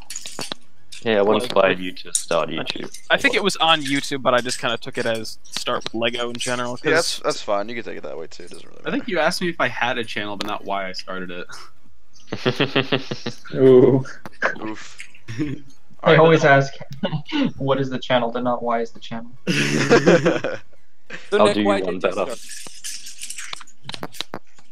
I don't know. I needed a hobby, and I saw a lot of people were making Lego videos at the time, and I was like, you know what, I could do this. This looks like a lot of fun, and the rest is history. I initially wanted to do stop motions because like Force Fire 101 inspired me, but then I saw like people doing reviews of sets and stuff, and I'm like, yeah, you know what, this could be a nice start, but you know, I'm still doing it. It's whatever. This is gonna be sad to admit, but I have a feeling Brick Show had an influence on me. Oof. Oh. Rest in peace. My unintentional influence is gone. Rip to the Brick Show. Nah, but it's whatever. I'm trying to edge more into like mock building and stuff, and I said it earlier, but I've had this like Star Wars Lego stop motion series planned for like a good part of a year for now. Like right now, I'm like currently running it. But What about you, Wizardy Boy? Elijah. I would say I watched a lot of Lego YouTube before I started, but I think the first introduction to mock building was probably David Scarif. And then that's around the same time. And then I found Chris's not Jedi Temple, Chris's Scarif Citadel Tower through that. And then I saw it in Chicago. I was like, holy crap, that thing's awesome. Team Chris, Team David. Yeah. You're asking me to choose? Oh yeah. Oh god, I will not choose. Just choose Team David. It's okay. No, it's not even that though. It's because you both played such an integral role in the start of the mocks on my channel. But those are pretty much the two main influencers. So I would say that. Yeah, David is actually probably the biggest reason that my channel like got anywhere, because you know the unfortunate thing about Brick Films is that they don't really get a lot of views because they tend to be short, because stop motion animation takes a long frickin' time. But what he did for me is after I had done, I think, the CGI for one of his Brick Films, which unfortunately I don't think was ever released. It was either like Landings on Nottingham or Invest, maybe? But either way, after I had done that, he did me a favor, and he back when you still could, he hosted my one of my videos on his channel for like a week and a half, and I gained like 2,500 subs. Holy just from crap. that. So yeah, it really put me on the map. So That's yeah, awesome, he though. really did me a solid there. That's pretty beast. So whatever you think of David, I gotta thank him for that. Yeah, so I sold, for those of you who didn't know, I sold him one of my walkers at Chicago, and he said he's gonna plug me in his crate video, so hopefully that helps a little more traffic, which would be very nice.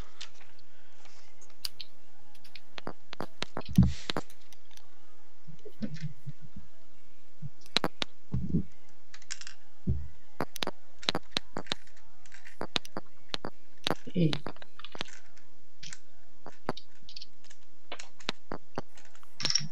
This is so weird. You've got an interesting viewer I've been keeping my eye on for a while. A viewer? They've got a nice name. Yeah. Who is it? It has a certain game in their name. He's called Lego. Oh, I know it.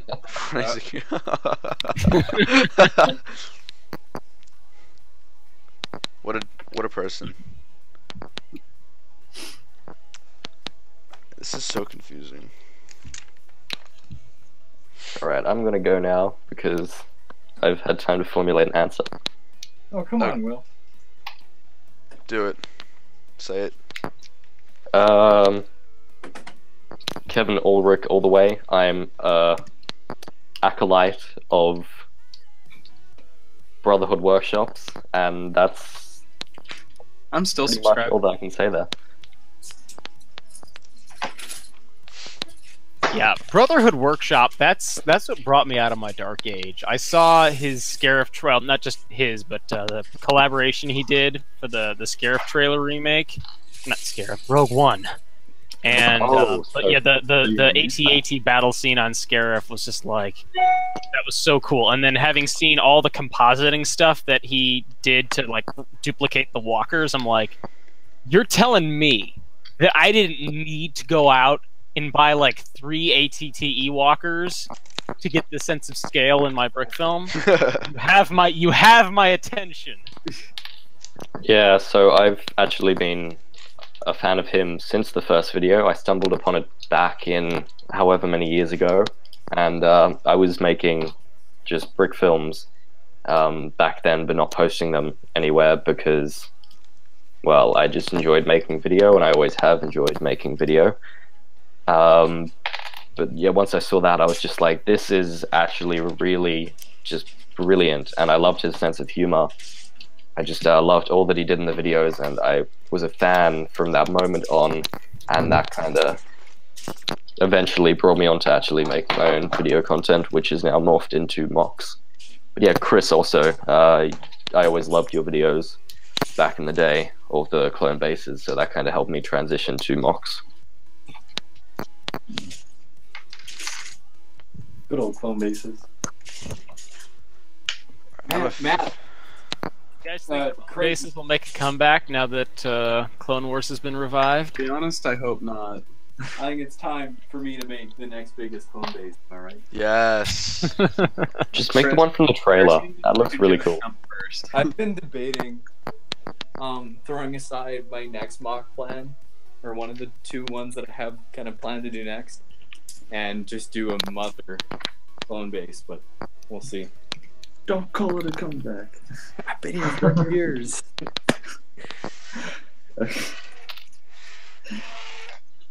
Any of you guys going to pick up the special edition of Deadpool 2?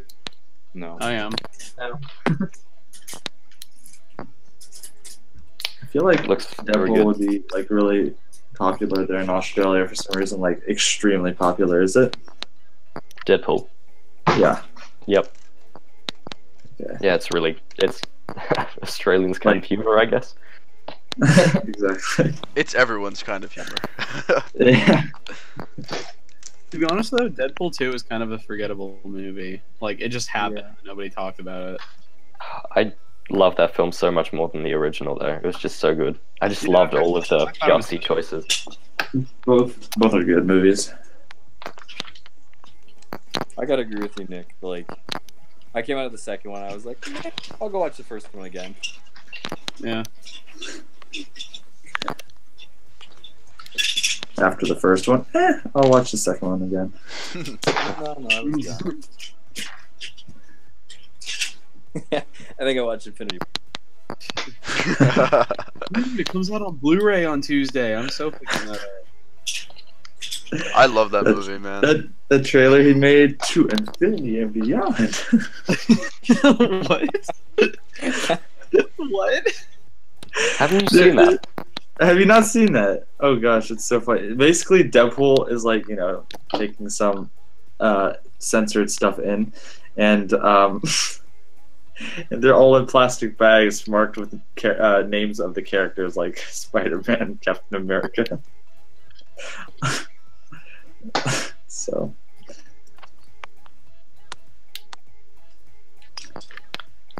What's the consensus about episode 9 potentially being split into 2 parts? Oh, that's stupid. Is there a rumor about that? I've never heard that. Yes. Why? You're living under a rock. It really depends on the impact that it has on it. If it's good, then it's good. If it's bad, then it's bad. You know, I don't mind getting more Star Wars as long as it's good. Yes, that's exactly. I don't think it'll happen, but I'd be very interested to honest, see it. I mean, why even split 9 into 2 parts? Just make it episode 9 and episode 10. Because I guess they still want to say it's a trilogy, so they want like a part 1 and part 2 for the third movie. Or they just want to make more money. You know, they have so much to do. I don't want it to be like a. I blame the Harry Potter movies for starting that trend, yes. But at least when the Potter movies did it, they actually had a reason to. Yeah, the book, there were 2 books.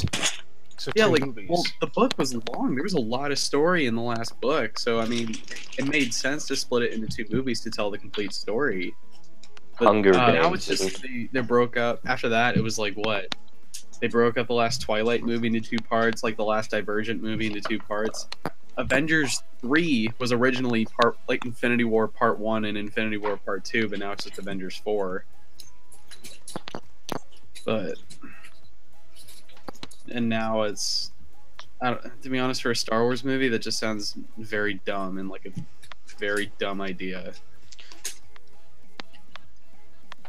It doesn't make sense. Here, would you guys mind if episode 9 was like Lord of the Rings length? Oh, yeah. Oh, that'd be awesome. Oof. Could you imagine? It'd be like 3 hours. It's like a 4-hour movie. Like, how awesome would that be? I'd love that. If they That'd be crazy. Everything, yeah. See, I would like it because, again, it allows them to add more Star Wars stuff in it. But I feel like there would be tons and tons and tons of backlash because, you know, there are people who want a Star Wars movie to be, you know, as a Star Wars movie has always been, where it's, you know, it's just kind of this, you know, concise thing that fits in a normal feature-length film. What about all of those rumors? I'm pretty sure they're confirmed at this point. That Road to the Heart will be in the film. That's interesting. I don't care. I like me some, you know, some continuity, but the big slugs.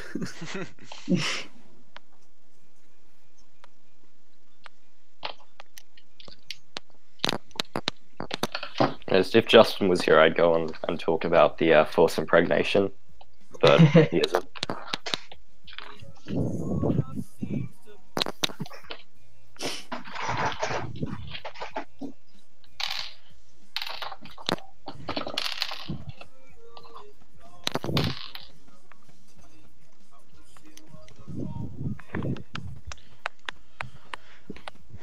I really am in the mood for some Empire at War right now, I'm not gonna lie.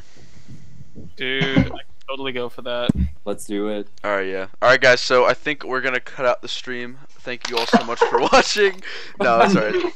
It's been like 3 hours. This is like the longest stream I've ever had. So thank you all so much to my guests today. It was a blast talking to you guys again, although we'll probably just talk to each other in Discord in a few seconds. But thank you guys so much for tuning in, the viewers, and we will see you guys later.